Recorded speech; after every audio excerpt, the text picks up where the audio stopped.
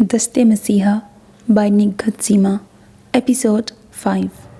समरीन ने धीरे धीरे आंखें खोलीं और उनकी नज़र बेड के पास खड़े हशाम पे पड़ी, जो बेहद परेशानी से उन्हें देख रहा था। वो उठ के बैठ गईं। हशाम, मुझे क्या हुआ था? आप अचानक बेहोश हो गई थी। हशाम ने उन्हें होश में आते देखकर इत्मीनान भरा सांस लिया। हाँ, शायद चक्कर आ गया था। बीपी लो था लेकिन ज़्यादा नहीं, हशाम ने बताया। अब घर चलें? वो बेड से उतर पड़ी। हाँ चलते हैं, डॉक्टर साहब से बात कर लूँ मैं? ये एक प्राइवेट क्लिनिक था जो कब्रिस्तान से नज़दीक था। हशाम समरीन को लेकर इधर ही आया था। वो दोनों उस छोटे से कमरे से बाहर निकले जिसमें सिर्फ एक ही बेड था। लेडी डॉक्टर अपने रूम में फारिग बैठी थी। उन्हें देखकर मुस्कुराईं। आइए आइए मिसेस अब्दुर्रहमान, अब कैसा फील कर रही हैं? बहुत बेहतर हूँ। दरअसल आप अपनी डाइट का ख्याल नहीं रखती। यही बात मैंने भी मामा से कही है। हशाम ने जताती नज़रों से उन्हें देखा। आप बहुत लकी हैं मिसेस अब्दुर्रहमान। आपका बेटा आपके लिए इतना परेशान था कि मुझे रश्क आया आप पर। बहुत मोहब्बत करता है आपसे। हाँ, लकी तो वो थी। अल्लाह ने उसे जो चाहा दिया। उसने एहसन का साथ चाहा, अल्लाह ने उसकी ख्वाहिश पूरी की और फिर उसे बेटे जैसी नेमत से नवाजा। लेकिन उसने क्या किया? वो खो सी गई थी। पता नहीं डॉक्टर ने और क्या कुछ कहा था और हशाम ने क्या बात की थी। वो तो जब हशाम ने उनके बाजू पे हाथ रखा तो वो चौंकी थी और उसके साथ चलती हुई बाहर गाड़ी में आके बैठ गई थी। विंडो स्क्रीन पर निगाहें जमाए वो सामने देख रही थी कि विंडो स्क्रीन से वो झांकने लगा, जिसे देखकर वो होशो हवास खो बैठी थी। पता नहीं क्यों उन्हें गुमान गुजरा था कि पता नहीं वो उसे आज भी याद करता होगा या दूसरे बच्चों में खोकर भूल गया होगा। यकीनन उसने शादी कर ली होगी और उसके बच्चे भी होंगे। वो अपने ख्यालों में खोई हुई थी और गाड़ी मलिक हाउस पहुंच गई। अरे, हम घर आ गए। उसने हशाम की तरफ देखा। जी, अमल की दादी के यहाँ। हम कल चले जाएंगे। जब आप बेहोश थी तो पापा का फ़ोन आया था कि वो घर आए हुए हैं। मैंने बस इतना ही कहा था कि हम घर ही आ रहे हैं। गाड़ी से उतरकर उनसे हौले हौले बातें करता हुआ वो उनके साथ लाउंज में आया तो अब्दुर्रहमान मलिक लाउंज में सोफ़े पर नीम दराज टीवी देख रहे थे। उन्होंने मुड़कर समरीन और हशाम की तरफ देखा और मुस्कुराए। कहाँ चले गए थे तुम लोग? यूं ही कुछ शॉपिंग का इरादा था, फिर दिल नहीं चाहा तो वापस आ गए। समरीन ने जानबूझकर नहीं बताया कि वो कब्रिस्तान गई थी। दिल को दिल से राह होती है रीना जी। मान लें आपके दिल ने आपको बता दिया कि मैं यहाँ आपका इंतज़ार कर रहा हूँ। उनकी मुस्कुराहट गहरी हुई तो हशाम अपनी मुस्कुराहट छुपाता हुआ अपने बेडरूम की तरफ बढ़ गया। ऐसे ही मंजर देखने की उसने हमेशा चाह की थी। मामा और डैडी की मोहब्बत भरी नोक झोंक, एक मुकम्मल खुश घराना। क्यों, क्या आज मैडम नीलोफर? वो कुछ कहते कहते रुक गईं तो अब्दुर्रहमान मलिक खुल के हंसे। कहो कहो, जो दिल में आता है कहो। ये तुम्हारा खालिस बीवियों वाला अंदाज अच्छा लग रहा है, बल्कि दिल में उतर गया है। समरीन झींपते हुए दाईं तरफ वाले सोफ़े पे बैठ गईं तो वो हंसते हंसते संजीदा हो गए। मैंने नीलोफर से शादी की तो तुमने कोई एहतजाज नहीं किया। आपने शादी कर ली थी, एहतजाज का क्या फ़ायदा था? हाँ, लेकिन शादी से पहले भी जब मैंने नीलोफर का जिक्र किया, इरादा जाहिर किया उससे शादी का, तब भी तुम खामोश रहीं। मुझे बहुत शिद्दत से एहसास हुआ था जैसे मैं तुम्हारे लिए बिल्कुल भी अहम नहीं था। तुम्हें कोई फ़र्क नहीं पड़ा था मेरे शादी करने से। मैंने गलती की रीना, और मैं उस पर कई बार पछताया भी। लेकिन तभी उनका मोबाइल बज उठा और वो बात अधूरी छोड़कर फ़ोन सुनने लगे। समरीन उठकर किचन में चली गई। मुलाजमा को हदायत देकर वो अज्जू के कमरे में आई।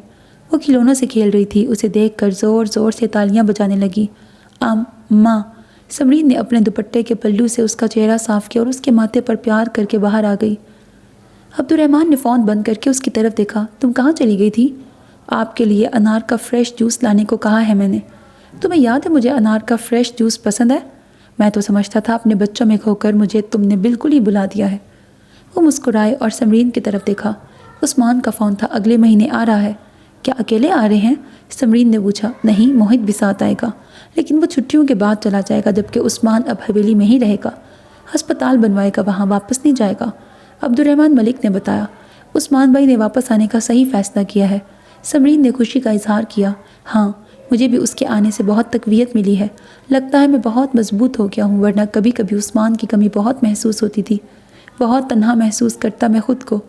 तभी डोर बेल हुई। शफू ने सीसीटीवी कैमरे में देखकर बताया। छोटी बेगम साहिबा हैं। कौन? नीलोफर? अब्दुर्रहमान जैसे उसके आने से बहुत बदमज़ा हुए थे। शफू ने इस बात में सर हिलाया। ये इस वक्त यहाँ क्या करने आई है? वो बुड़बुड़ाए। दिल को दिल से राह होती है ना। निचले होंठ का कोना दांतों तले दबाकर समरीन मुस्कुराई। تو عبد الرحمن کے لبوں پر بھی مسکراہٹ نمودار ہوئی۔ کتنے عرصے بعد انہوں نے سمرین کا یہ موڈ اور انداز دیکھا تھا۔ سمرین کے لبوں پر بھی مسکراہٹ نمودار ہوئی اور وہ بہت لگاوٹ اور دلچسپی سے اسے دیکھنے لگے۔ کبھی اس کا یہ انداز بہت قاتل لگتا تھا انہیں، اور آج بھی انہیں ایسا ہی لگ رہا تھا۔ بیرونی گیٹ چوکیدار نے کھول دیا تھا۔ شفو نے اندرونی دروازہ کھولا اور نیلوفر سرخ ساڑھی میں قیامت بنی اندر داخل ہوئی۔ اس کے پیچھے پیچھے اس کا بھائی تھا۔ عبد الرحمن نے ناگواری سے اسے دیکھا اور اپنے کمرے سے باہر آتے آتے حشام واپس پلٹ گیا۔ ڈیڈی کے سامنے وہ مسعود سے الجھنا نہیں چاہتا تھا۔ اس نے بہت سختی سے اسے یہاں آنے سے منع کیا تھا اور وہ ڈھیٹ بنا پھر آ گیا تھا۔ صوفے پر بیٹھتے ہوئے اس نے نیلوفر کی چیختی ہوئی آواز سنی، تو تم یہاں بیٹھے ہوئے ہو، میں بھی کہوں حویلی سے نکل کے کہاں غائب ہو گئے؟ ابھی تو ایک پاگل مرا ہے، دوسری مرے گی تو یہاں ہی ڈیرے ڈال لو گے، بکو مت۔ عبد الرحمن دھاڑے، اور تم یہاں کیوں آئی ہو؟ چھاپا مارنے۔ مسعود عرف سودے نے دانت نکالے، اور بڑا کامیاب چھاپا مارا ہے بھائی جان۔ ملک عبد الرحمن نے گھور کے اسے دیکھا اور قدرے نرمی سے نیلوفر سے مخاطب ہوئے، پلیز نیلو تم گھر جاؤ، میں یہاں کوئی بدمزگی نہیں چاہتا، کل گھر آؤں گا تو جو بات کرنی ہے کر لینا۔ اور کل کس نے دیکھی ہے ملک صاحب؟ اور یہ بڈھی گھوڑی اب جوان ہو گئی ہے کیا جو بھاگ بھاگ کے ادھر آتے ہو؟ ارے میں تو خبردار، ایک لفظ بھی مزید کہا ورنہ۔ عبد الرحمن کا رنگ غصے سے سرخ پڑ گیا۔ ورنہ کیا کر لو گے تم؟ وہ دائیں پہلو پہ ہاتھ رکھ کر تمسخر سے انہیں دیکھنے لگی۔ ورنہ 3 حرف کہہ کے فارغ کر دوں گا۔ اتنا آسان نہیں ہے ملک صاحب نیلوفر کو فارغ کرنا۔ وہ پہلو سے ہاتھ اٹھا کے لہراتی ہوئی سمرین کے قریب آئی اور اس کی تھوڑی کے نیچے ہاتھ رکھ کر اس کا چہرہ اوپر کیا اور اس کی آنکھوں میں دیکھتی ہوئی گرائی، تمہارا دور گزر گیا ہے، اب میرا دور ہے، سمجھی؟ اور حشام جو کمرے سے باہر آ گیا تھا اس نے اس کا ہاتھ پکڑ کے جھٹکا، shut up, just shut up, ابھی اسی وقت ہمارے گھر سے نکل جائیں اور پھر کبھی یہاں قدم رکھا تو ٹانگیں توڑ دوں گا۔ نیلوفر نے مڑ کر اس کی طرف دیکھا اور اس کی آنکھوں میں جھانک کر مسکرائی۔ تبھی عبد الرحمن نے اس کا ہاتھ پکڑا اور تقریباً کھینچتے ہوئے باہر کی طرف بڑھے۔ حشام تیزی سے سمرین کی طرف بڑھا اور اس کے پاس بیٹھتے ہوئے اپنا بازو اس کے گرد حائل کرتے ہوئے پوچھا، ماما آپ ٹھیک ہیں؟ پریشان نہ ہوں، وعدہ کرتا ہوں وہ آئندہ یہاں قدم نہیں رکھیں گی۔ میں ابھی گارڈ سے بات کرتا ہوں، وہ ہولے ہولے کہہ رہا تھا، اور سمرین اپنے سجیلے بیٹے کو دیکھتے ہوئے سوچ رہی تھی، کیا میں کبھی اپنے رب کا شکر ادا کر پاؤں گی ایسے ہی جیسا کہ اس کا شکر ادا کرنے کا حق ہے؟ سوری رینا، آج رات میں نہیں رک سکوں گا، مجھے اس وقت جانا ہی ہوگا۔ دراصل انہوں نے جھجکتے ہوئے بات پوری کی، حویلی سے نکلتے ہوئے میں نے نیلوفر سے کہا تھا کہ آ رہا ہوں، لیکن جب کراچی پہنچا تو بے اختیار دل نے تمہیں دیکھنا چاہا تو ادھر آ گیا۔ شامی کے لیے بھی دل اداس ہو رہا تھا۔ کوئی بات نہیں ڈیڈی، آپ جائیں۔ حشام بہت بدمزہ ہو رہا تھا۔ اس نے تھوڑی سی دیر میں کیا کیا پروگرام نہ بنا ڈالے تھے کہ آج وہ باہر ڈنر کریں گے۔ کتنا عرصہ ہو گیا تھا انہیں باہر اکٹھے گئے ہوئے، لیکن لمحہ بھر بعد اس نے کہا، آپ ان کو اچھی طرح سمجھا دیجیے گا کہ وہ آئندہ یہاں نہ آئیں۔ نہیں آئے گی۔ انہوں نے حشام کے کندھے پہ ہاتھ رکھا۔ سوری بیٹا، بہت جلد میں اس مسئلے کو حل کروں گا۔ انہوں نے ایک معذرت طلب کرتی نظر سمرین پہ ڈالی۔ وہ خواہ باہر ہنگامہ کرتی رہے گی اور لوگ تماشا دیکھیں گے۔ ٹھیک ہے آپ جائیں، سمرین نے خوش دلی سے کہا تو وہ شکریہ ادا کرتے تیزی سے باہر نکل گئے، کیونکہ باہر نیلوفر نے جو ہارن پہ ہاتھ رکھا تھا تو پھر اٹھانا ہی بھول گئی تھی۔ کاش ماما نے اسی وقت ڈیڈی کو روک لیا ہوتا جب انہوں نے نیلوفر میڈم سے شادی کرنے کا ارادہ کیا تھا۔ ہنگامہ کیا ہوتا، شور مچایا ہوتا تو یہ نوبت ہی نہ آتی، حشام نے سوچا اور ایک گہرا سانس لے کے کھڑا ہو گیا۔ شفو جوس بنا کے لے آئی تھی لیکن جوس پینے والا جا چکا تھا۔ تم لے لو شامی۔ جی نہیں چاہ رہا ماما، یوں بھی میں ایک دوست کی طرف جا رہا ہوں۔ جلدی آ جانا شامی، انہوں نے تاکید کی۔ جلدی آ جاؤں گا۔ شفو یہ جوس اجو کے لیے لے جاؤ، شوق سے پیتی ہے، سمرین نے شفو سے کہا، اور حشام کے جانے کے بعد پھر وہیں صوفے پہ بیٹھتے ہوئے اس کی پشت سے سر ٹیکتے ہوئے آنکھیں موند لیں۔ بند آنکھوں کے سامنے وہ قبرستان میں نظر آنے والا ملنگ آ گیا تھا۔ وہ بے چین ہو کے اٹھ گئیں، کبھی اٹھ کر ٹہلنے لگتیں، کبھی بیٹھ جاتیں، کھانا کھائے بغیر آرام کرنے کا کہہ کر اپنے کمرے میں چلی گئیں۔ حشام نے اصرار بھی کیا کہ کچھ کھا لیں تو انہوں نے انکار کر دیا، اور میں آپ کے لیے اپنے دوست کے اصرار پر بھی کھانے کے لیے نہیں رکا۔ حشام نے گلہ کیا، سوری شامی، میرا بالکل بھی جی نہیں چاہ رہا، نیند آ رہی ہے اور تھکن سی محسوس ہو رہی ہے۔ وہ معذرت کر کے آ گئی تھیں لیکن پوری رات سو نہیں پائی تھیں۔ ذرا دیر کے لیے آنکھ لگتی تو وہی منظر آنکھوں کے سامنے آ جاتا، تیز برستی بارش، نیم دائرے کی شکل کا برآمدہ، کیری کاٹ میں لیٹا بچہ اور اس کے رونے کی آوازیں وہ گھبرا کے اٹھ جاتی۔ پوری رات یوں ہی گزری تھی اور پھر صبح شام کی یونیورسٹی جانے کے بعد فوراً بعد انہوں نے ڈرائیور کو قبرستان چلنے کے لیے کہا تھا، اور پھر قبرستان کے سامنے کی طرف گاڑی اور ڈرائیور کو چھوڑ کر وہ اکیلی اس طرف چلی گئیں جدھر بگا نامی اس ملنگ نے اپنی جھگی کا بتایا تھا۔ اور کچھ ہی دیر بعد وہ ایک جھگی کے باہر کھڑی تھی۔ یہاں ایک نہیں 6-7 جھگیاں تھیں۔ اب پتہ نہیں وہ کس جھگی میں رہتا تھا، اور کیا یہ وہی ہے؟ اگر وہی ہوا تو میں کیا کروں گی؟ کیا میں اسے اپنے ساتھ لے جاؤں گی؟ نہیں، کیسے لے جا سکتی ہوں؟ کیا بتاؤں گی یہ کون ہے؟ حشام، عبد الرحمن، سب کیا کہیں گے؟ سب مجھ سے نفرت کرنے لگیں گے۔ پھر میں یہاں کیوں آئی ہوں؟ کیا صرف اپنے شک کی تصدیق کرنے؟ اور اگر تصدیق ہو گئی تو کیا میں اسے بتا سکوں گی کہ تم میرے بیٹے ہو؟ اس نے پیشانی پہ آئے پسینے کو صاف کرتے ہوئے جھگی کی طرف دیکھا۔ نہیں، اب یہ ممکن نہیں ہے۔ جہلم اور کراچی اتنا فاصلہ ہے، کیا خبر جن لوگوں نے اسے اٹھایا ہو وہ اسے کراچی لے آئے ہوں؟ تبھی تو وہاں کہیں سے اس کی خبر نہیں ملی تھی۔ کتنا ڈھونڈا تھا احسن نے، وہاں ہوتا تو کوئی تو بتاتا۔ یقیناً یہ لوگ راتوں رات اسے لے کے جہلم سے نکل گئے ہوں گے۔ ایسے بچوں کو یہ لوگ کمائی کا ذریعہ بنا لیتے ہیں۔ احسن کی آواز کانوں میں گونجی اور دل میں جیسے کسی نے چٹکی سی بھری۔ ایک نظر دیکھ تو لوں۔ وہ عفان کی طرح نہیں تھا، نارمل تھا، صحیح بات کر رہا تھا۔ اگر وہ ہمارے پاس ہوتا تو شاید کسی اچھے انسٹیٹیوٹ میں پڑھ رہا ہوتا۔ نہیں، یہ میں کیا کرنے لگی ہوں؟ نہیں، مجھے اس سے کچھ نہیں پوچھنا، مجھے کچھ نہیں جاننا۔ وہ تیزی سے پیچھے مڑی، تبھی اس کے دائیں طرف والی جھگی کا پردہ ہٹا کے کوئی باہر نکلا۔ ہے، کون ہے آپ؟ کدھر آئی ہیں؟ کدھر واپس جا رہی ہیں؟ اس نے اپنے دائیں طرف مڑ کر دیکھا، یہ تو وہی تھا جس نے اپنا نام بگا بتایا تھا۔ وہ اسے یک ٹک دیکھنے لگی۔ ارے آپ بیگم صاحبہ! وہ اس کی طرف بڑھا۔ سلام بیگم صاحبہ! قریب آ کر اس نے کہا تو اس نے سر ہلایا۔ وہ اسے غور سے دیکھ رہی تھی۔ تم ہمیشہ سے یہاں ہی رہتے ہو؟ نا جی، ہم پنجاب سے آئے ہیں، ادھر جہلم کے پاس ہی ہمارا گاؤں ہے۔ سنا تھا کراچی میں بہت کاروبار ہے، سو ادھر آ گئے۔ اور سمرین کو لگا جیسے وہ یوں ہی گر جائے گی۔ اس نے ادھر ادھر سہارے کے لیے دیکھا، لیکن آس پاس ایسا کچھ نہ تھا جس کا سہارا لیتی۔ خیریت ہے بیگم صاحبہ؟ آپ کی طبیعت تو ٹھیک ہے نا؟ آپ یہاں کیسے؟ کسی سے کوئی کام تھا؟ آپ ضرور کھانو بابا سے ملنے آئی ہوں گی۔ اس کے دم میں بڑی جان ہے، بس ایک بار دم کرتا ہے تو چھوٹی موٹی بیماریاں تو یوں غائب ہوتی ہیں۔ اس نے چٹکی بجائی۔ نہیں، سمرین نے نفی میں سر ہلایا۔ تم نے اپنا نام بگا بتایا تھا نا؟ ہاں جی۔ اور تمہارے ماں باپ سگے ہیں کیا؟ آہو جی، بالکل سگے۔ وہ اپنی داڑھی کھجا رہا تھا۔ یہ کیا ہوا ہے؟ سمرین نے ڈرتے ڈرتے اس کی ناک کی طرف اشارہ کیا۔ یہ پھوڑا نکل آیا تھا، بڑا درد کرتا تھا، رات چیرا لگوایا ہے۔ اور یہ؟ اس نے اس کی پیشانی کی طرف اشارہ کیا۔ یہ جو رسولی ہے تمہاری پیشانی پر پیدائشی ہے کیا؟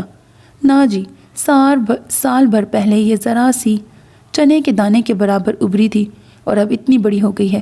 بڑے ہسپتال والوں نے کہا ہے کہ کسی دن آ جانا، آپریشن کر دیں گے۔ سمرین نے ایک گہرا اطمینان بھرا سانس لے کر اس کے نچلے ہونٹ کو بغور دیکھا، جو بالکل صحیح تھا، کہیں کوئی ٹانکا وغیرہ نہیں لگا تھا۔ تمہارے سر پر بال نہیں ہیں کیا؟ گرمی لگتی ہے اور پھر جوئیں بھی پڑ جاتی ہیں۔ 2-3 ماہ بعد سر صاف کروا دیتا ہوں۔ بگے، یہ کچھ پیسے رکھ لو، آپریشن کروا لینا رسولی کا۔ اس نے ہاتھ میں پکڑے پاؤچ سے کچھ رقم نکال کر بغیر گنے اس کی طرف بڑھائی۔ میں دراصل تمہارا ہی شکریہ ادا کرنے کے لیے آئی تھی۔ اس روز میری طبیعت خراب ہو گئی تھی تو تم نے میرے بیٹے کی مدد کی تھی۔ شکریہ، مہربانی بیگم صاحبہ۔ اس کے دانت بڑے نوٹ دیکھ کر نکل آئے تھے۔ سمرین واپس مڑی، اس کے اندر اطمینان تھا۔ شکر ہے یہ وہ نہیں ہے، اس نے دل ہی دل میں کہا، اور پھر چھٹک کے رک گئی۔ کیا میں نہیں چاہتی کہ وہ زندگی کے کسی موڑ پر مجھے ملے؟ پھر بے چین کیوں ہوتی ہوں، تڑپتی کیوں ہوں، دعائیں کیوں مانگتی ہوں اس کی سلامتی کی؟ اگر وہ زندہ ہوا اور یوں ہی کسی روز میرے سامنے آ کے کھڑا ہو گیا بگے کی طرح، تو کیا میں اس سے نظریں چرا لوں گی؟ تو کیا میں اس سے نظریں چرا سکوں گی؟ کیا میں اعتراف کر سکوں گی کہ اسے میں نے جنم دیا تھا اور ایک گناہ کی طرح رات کے اندھیرے میں پھینک دیا؟ نہیں میرے اللہ، نہیں، مجھے کسی آزمائش میں مت ڈالنا۔ مجھے بس معاف کر دے میرے اس جرم کو، اس غلطی کو۔ اس کے آنسو اس کے رخساروں پر پھیل رہے تھے اور اس کے لبوں سے نہیں نکل رہا تھا۔ دادی، آپ کو محیط کیسا لگا؟ امل دادی کی گود میں سر رکھے لیٹی تھی۔ اپنے شامی جیسا ہی لگا مجھے۔ دادی نے اس کی پیشانی پر بکھرے بال پیچھے کیے، لیکن کچھ کم گوسا ہے۔ دکھ بھی تو بہت جھیلا ہے نا اس نے۔ 7 سال تک ماں کو یوں بستر پہ پڑے دیکھنا آسان تو نہیں ہے۔ جی دادی، وہ اپنی ماں کی وجہ سے بہت پریشان رہتا ہے، لیکن وہ بہت اچھا ہے، بہت کیئرنگ ہے۔ میرا بہت خیال رکھتا تھا وہاں، حالانکہ تب اسے پتہ بھی نہیں تھا کہ میں اس کی اکلوتی پھپھی کی بیٹی ہوں۔ اللہ اسے صحت اور زندگی دے۔ عثمان کے لیے تو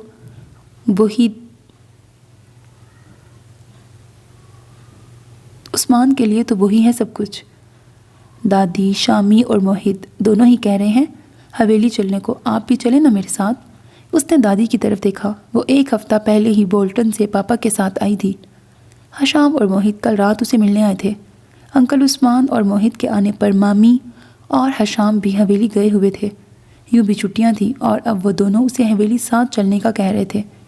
ماں جی تمہیں بہت یاد کرتی ہیں، اور انہوں نے خاص طور پر تاکید کی تھی مجھے کہ تمہیں ساتھ لے کے آؤں۔ غالباً 3 سال ہو گئے ہیں تمہیں ان سے ملے۔ ان کی مرحوم بیٹی کی نشانی ہو، ملنے کو دل تو چاہتا ہے نا ان کا۔ حشام نے اسے قائل کرنے کی کوشش کی تھی۔ وہ خود بھی جانا چاہتی تھی، لیکن دادی کا خیال اسے روکتا تھا۔ 10 ماہ بعد وہ آئی تھی اور دادی بھی اس کے لیے بے حد اداس تھیں۔ دادی چلے نا ساتھ، اس نے پھر کہا تو انہوں نے چونک کر اس کی طرف دیکھا۔ نہیں بیٹا تم جاؤ، نانی سے مل کر آ جانا۔ میں نے تو شفیق سے بھی کہا ہے کہ مل آئے جا کر، تمہاری ماں کے بعد شاید 1-2 بار ہی گیا ہوگا وہاں۔ داماد بھی تو بیٹوں کی طرح ہوتے ہیں۔ تو اس نے سوالیہ نظروں سے ان کی طرف دیکھا۔ انہوں نے کیا کہا؟ دراصل وہ پہلے ہی زویا کی طرف جانے کا پروگرام بنا چکا تھا۔ تم شامی اور موہد کے ساتھ حویلی چلی جاؤ، میں اور شفیق زویا کی طرف جائیں گے، اور واپسی پر 1 دن تمہارے پاس رک کر تمہیں ساتھ لیتے ہوئے آ جائیں گے۔ ہاں یہ ٹھیک ہے۔ وہ اٹھ کے بیٹھ گئی۔ آپ کتنے دن زویا پھپھو کی طرف رہیں گے؟ میرا ارادہ تو ہفتہ بھر رہنے کا ہے۔ زویا بھی اصرار کر رہی ہے، لیکن دیکھو اب شفیق کی کیا مرضی ہے۔ شامی تو کل واپس جانے کو کہہ رہا ہے، آپ کب جائیں گی؟ دیکھو اب شفیق کیا کہتا ہے، 1-2 دن میں ہم بھی نکل جائیں گے۔ لمحہ بھر خاموش رہنے کے بعد دادی نے امل کی طرف دیکھا اور کہا، امل؟ جی دادی۔ امل چونکی۔ وہ سوچ رہی تھی کہ حویلی میں کیا کیا لے کے جائے۔ بیٹی تم سے ایک بات کرنی تھی۔ اب زویا کی طرف جائیں گے تو وہ ضرور پھر بات کرے گی۔ ویسے تو مجھے اندازہ ہے، لیکن پھر بھی شفیق نے کہا تھا تم سے ضرور پوچھ لوں۔ کیا بات دادی؟ امل نے حیرت سے پوچھا۔ تمہاری پھپھو نے 1-2 بار پہلے بھی ذکر کیا تھا بلال کے لیے، اب پھر کہا ہے کہ شفیق سے بلال کے لیے تمہارے رشتے کی بات کروں۔ کون؟ وہ بلو؟ وہ ایک دم اچھل پڑی۔ ہائے دادی، پھپھو نے ایسا سوچا بھی کیسے؟ ایک تو وہ مجھ سے 2 سال چھوٹا ہے، ابھی تو FSC میں ہے، اور میں اس بلونگڑے سے شادی کروں؟ اسے ایک دم ہنسی آ گئی۔ دراصل یہ تمہاری پھپھو کی محبت ہے کہ وہ اپنے بھائی کی اکلوتی بیٹی کو بہو بنانا چاہتی ہے۔ عمر میں تو 2 سال بے شک چھوٹا ہے تم سے، لیکن دیکھنے میں تم سے 2 سال بڑا ہی لگتا ہے۔ خوب قد نکالا ہے اس نے۔ ہاں تو قد نکالنے سے وہ بڑا تو نہیں ہو جائے گا مجھ سے؟ وہ جھلا کے بولی۔ دادی نے بغور اسے دیکھا۔ نو نیور دادی جان، ایسا سوچیے گا بھی مت، اور پھپھو کو بھی صاف صاف بتا دے مجھے ہرگز سے شادی نہیں کرنی۔ دادی کے لبوں پر مدھم سے مسکراہٹ نمودار ہوئی۔ میں تمہیں جانتی ہوں میری جان، اس لیے تو میں نے تمہاری پھپھو کو کوئی امید نہیں دلائی تھی۔ تھینک یو دادی، یو آر سو سویٹ۔ اس نے دادی کے گلے میں باہیں ڈال کر ان کا رخسار چوم لیا۔ میں نے شفیق کو بتایا ہے کہ تمہارا رجحان حشام کی طرف ہے، بہت بنتی ہے تمہاری اس سے، اور دونوں ایک دوسرے پہ جان دیتے ہیں۔ ہاں وہ تو ٹھیک ہے دادی۔ اس نے ان کے گلے سے باہیں نکالتے ہوئے پریشانی سے ان کی طرف دیکھا۔ میرا مطلب ہے کہ تمہارا اور حشام کا جوڑا اچھا رہے گا۔ زویا کو بھی میں نے دبے لفظوں میں بتا دیا تھا کہ تم شامی کو پسند کرتی ہو۔ انہوں نے وضاحت کی۔ آپ کا مطلب ہے میری اور حشام کی شادی؟ ہاں، دادی مسکرائیں۔ بچپن سے تم دونوں کا ساتھ ہے، اور میں تمہارے دل کا حال جانتی ہوں۔ نہیں، بالکل نہیں، آپ میرے دل کا حال بالکل نہیں جانتی۔ اس کے لہجے میں ناراض کی جھلک رہی تھی اور سبز آنکھوں کی چمک دھندلی ہوئی تھی۔ دادی نے حیرانی سے اسے دیکھا۔ کیا تم اور حشام؟ میں اور شامی، اس نے ان کی بات کاٹی۔ ہم دونوں بہت اچھے دوست ہیں اور ایک دوسرے سے بہت محبت کرتے ہیں۔ اسے کانٹا بھی چبھے تو مجھے تکلیف ہوتی ہے، اور میرا ایک آنسو اسے تڑپا دیتا ہے۔ بچپن سے لے کے اب تک وہ ہمیشہ میرے ساتھ میرا محافظ بنا رہا، لیکن اس کا یہ مطلب ہرگز نہیں کہ آپ اس کی اور میری شادی کے متعلق سوچیں۔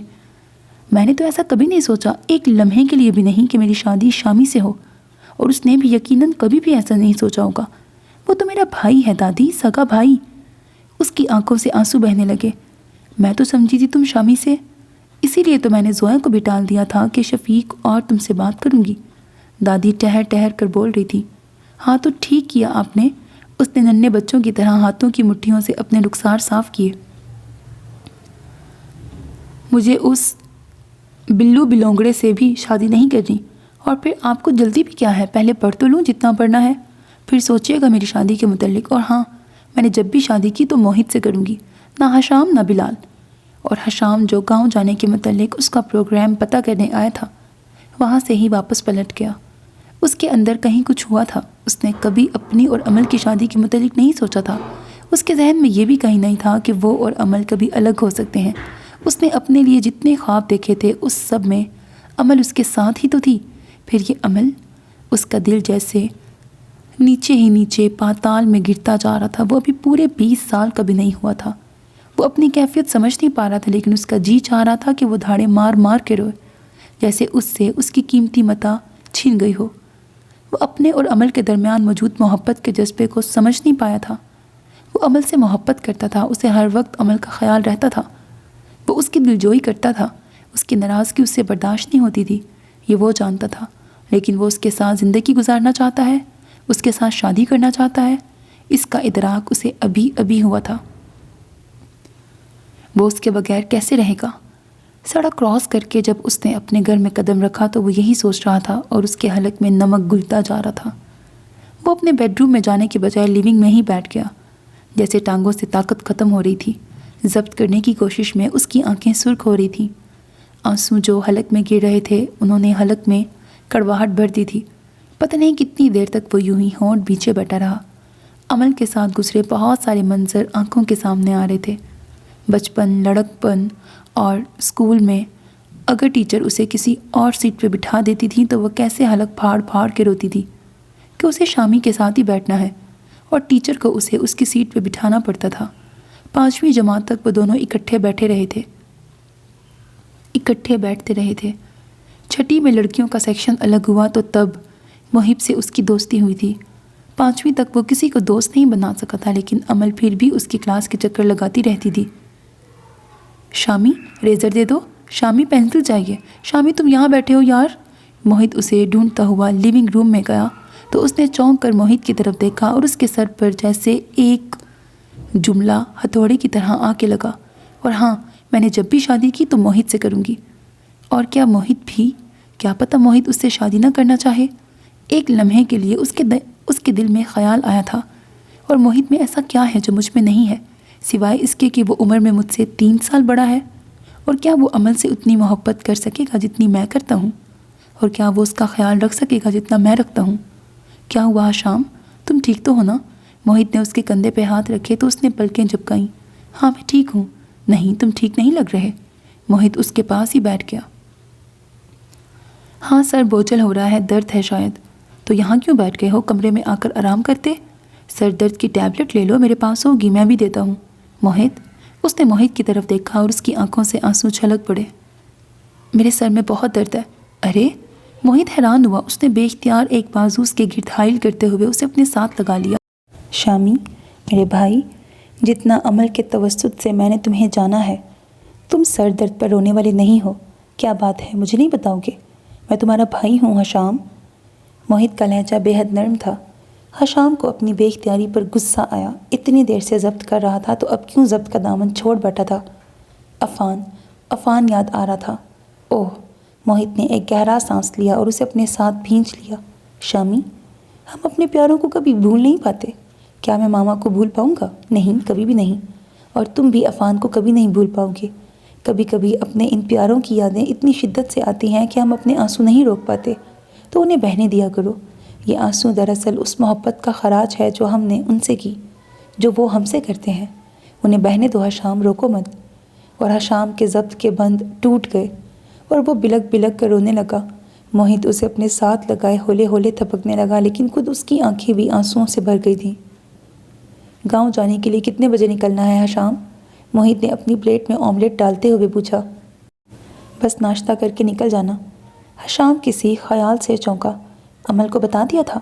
موہت نے بغور اسے دیکھا۔ کتنی دیر سے وہ ذرا سا آملیٹ پلیٹ میں رکھے کسی خیال میں گم تھا۔ ہاں، رات کو اس کا فون آیا تھا تو بتا دیا تھا میں نے۔ موہت کو حشام بے حد سنجیدہ اور خاموش سا لگا۔ جب سے وہ آیا تھا اس نے حشام کو اتنا سنجیدہ نہیں دیکھا تھا۔ ضرور کوئی بات تھی۔ کل وہ عفان کو یاد کر کے رو رہا تھا اور آج جب سے وہ ناشتے کی ٹیبل پہ آیا تھا بے حد سنجیدہ تھا، لیکن وہ اس سے اتنا بے تکلف نہیں تھا کہ اپنا دکھ یا پریشانی اس کے ساتھ شیئر کرتا۔ ہاں، عمل سے وہ ہر بات شیئر کرتا تھا۔ ضرور اسے اپنی پریشانی کی وجہ بتائے گا۔ بھائی کی یاد آنا اور اس کی یاد میں آنسو آ جانا فطری بات تھی، لیکن رات سے ہی وہ گہری سوچ میں ڈوبا ہوا اور اداس لگتا تھا۔ ضرور اسے کوئی دکھ پہنچا ہے۔ رات کو وہ اس کے ساتھ ڈنر کے لیے بیٹھا تو تھا، لیکن اس نے کھانا برائے نام ہی کھایا تھا اور اب بھی وہ کچھ نہیں لے رہا تھا۔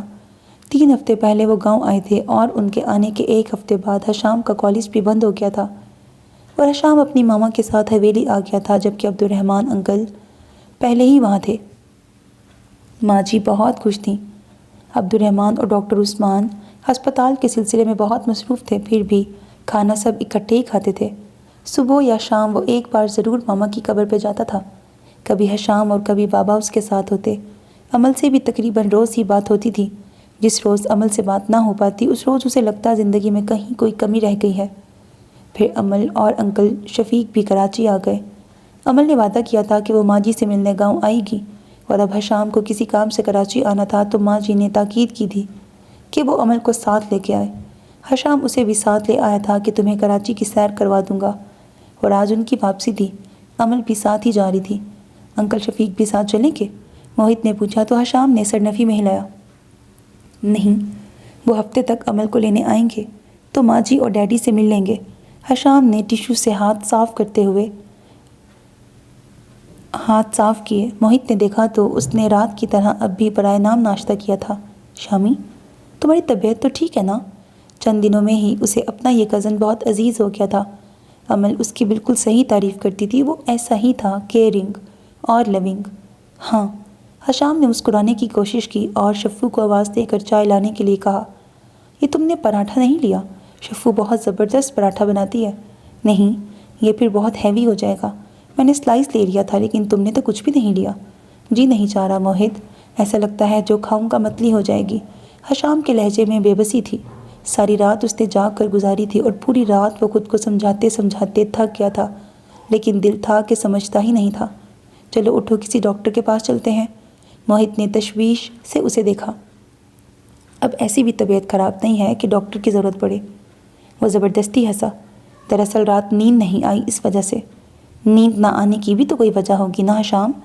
موہت نے پیار سے کہا تو حشام نے نظریں چرا لیں۔ نہیں، کوئی خاص وجہ نہیں، بس کبھی کبھی نیند نہیں آتی مجھے۔ کبھی کسی ڈاکٹر سے مشورہ کیا؟ نہیں۔ حویلی جا کے بابا سے بات کروں گا۔ تبھی ڈور بیل ہوئی اور ساتھ ہی گیٹ کھلنے کی آواز کے ساتھ ہی شفو کی آواز آئی۔ عمل باجی آئی ہیں۔ اس نے اندرونی گیٹ کھولا۔ موہت اور حشام نے ایک ساتھ گردن موڑ کے دیکھا۔ وہ دونوں ڈائننگ روم کے بجائے ٹی وی لاؤنج میں ہی ناشتہ کر رہے تھے۔ عمل اپنا بیگ گھسیٹتے ہوئے لاؤنج میں آئی۔ حشام نے نظریں جھکا لیں اور قہوہ پیالی میں ڈالنے لگا۔ اوہ، تو ابھی تک ناشتہ ہو رہا ہے اور مجھے فرمایا جا رہا تھا جلدی اٹھنا، سویرے نکلیں گے، لیکن 11 بجے تک ناشتہ نہ کرتی رہنا، اور میں کب سے ناشتہ کر کے انتظار کر رہی تھی۔ تنگ آ کے آ گئی ادھر ہی کہ کہیں سوتے ہی نہ رہ جاؤ۔ موہت نے اشتیاق سے اسے دیکھا۔ شلوار قمیض کے ساتھ بڑا سا دوپٹہ اوڑھے وہ اسے بہت منفرد لگی۔ اس سے پہلے اس نے وہاں بولٹن میں اسے ہمیشہ جینز میں ہی دیکھا تھا۔ ہاں، ناشتہ تو تقریباً کر چکے ہیں۔ موہت نے عمل سے نظریں ہٹا کر حشام کی طرف دیکھا۔ کب تک جانا ہے حشام؟ بس چائے پی کر، اگر چینج کرنا ہے تو کر لو اور چلے جانا۔ حشام کی نظریں چائے کی پیالی پر مرکوز تھیں۔ چلے جانا کیا مطلب؟ عمل نے کرسی گھسیٹ کر بیٹھتے ہوئے حشام کی طرف دیکھا۔ کیا تم نہیں جا رہے؟ نہیں۔ حشام نے ذرا کی ذرا نظریں اٹھا کے اس کی طرف دیکھا۔ یہ وہ لڑکی تھی جس کے متعلق آج سے پہلے اس نے کبھی نہیں سوچا تھا کہ وہ کوئی الگ زندگی جیے گی، اور وہ اس کی اس الگ زندگی میں نہیں ہوگا۔ مجھے کچھ ضروری کام ہے، 2-3 روز میں آ جاؤں گا۔ تو ہم بھی تمہارے ساتھ 2-3 روز تک چلے جائیں گے۔ ایسی کون سی ایمرجنسی ہے؟ ابھی تو ساری چھٹیاں پڑی ہیں، ماں جی سے بھی مل لوں گی۔ تم اپنا کام کرنا اور میں موہت کو اپنا کراچی دکھا دوں گی۔ کیا بات ہے ہمارے شہر کراچی کی کبھی یہ روشنیوں کا شہر ہوا کرتا تھا، لیکن اسے نظر لگ گئی۔ لمحہ بھر کے لیے اس کی آنکھوں کی چمک ماند پڑی۔ تمہاری تو ساری چھٹیاں پڑی ہیں، لیکن اگر ماں جی کی چھٹی ختم ہو گئی تو؟ حشام کے لبوں سے بے اختیار نکلا تھا۔ اللہ نہ کرے۔ موہت اور امل کے لبوں سے ایک ساتھ نکلا۔ موہت نے اس رشتے کی حلاوت اور خوبصورتی پہلی دفعہ محسوس کی تھی، اور وہ اس رشتے کو جی بھر کے انجوائے کرنا چاہتا تھا۔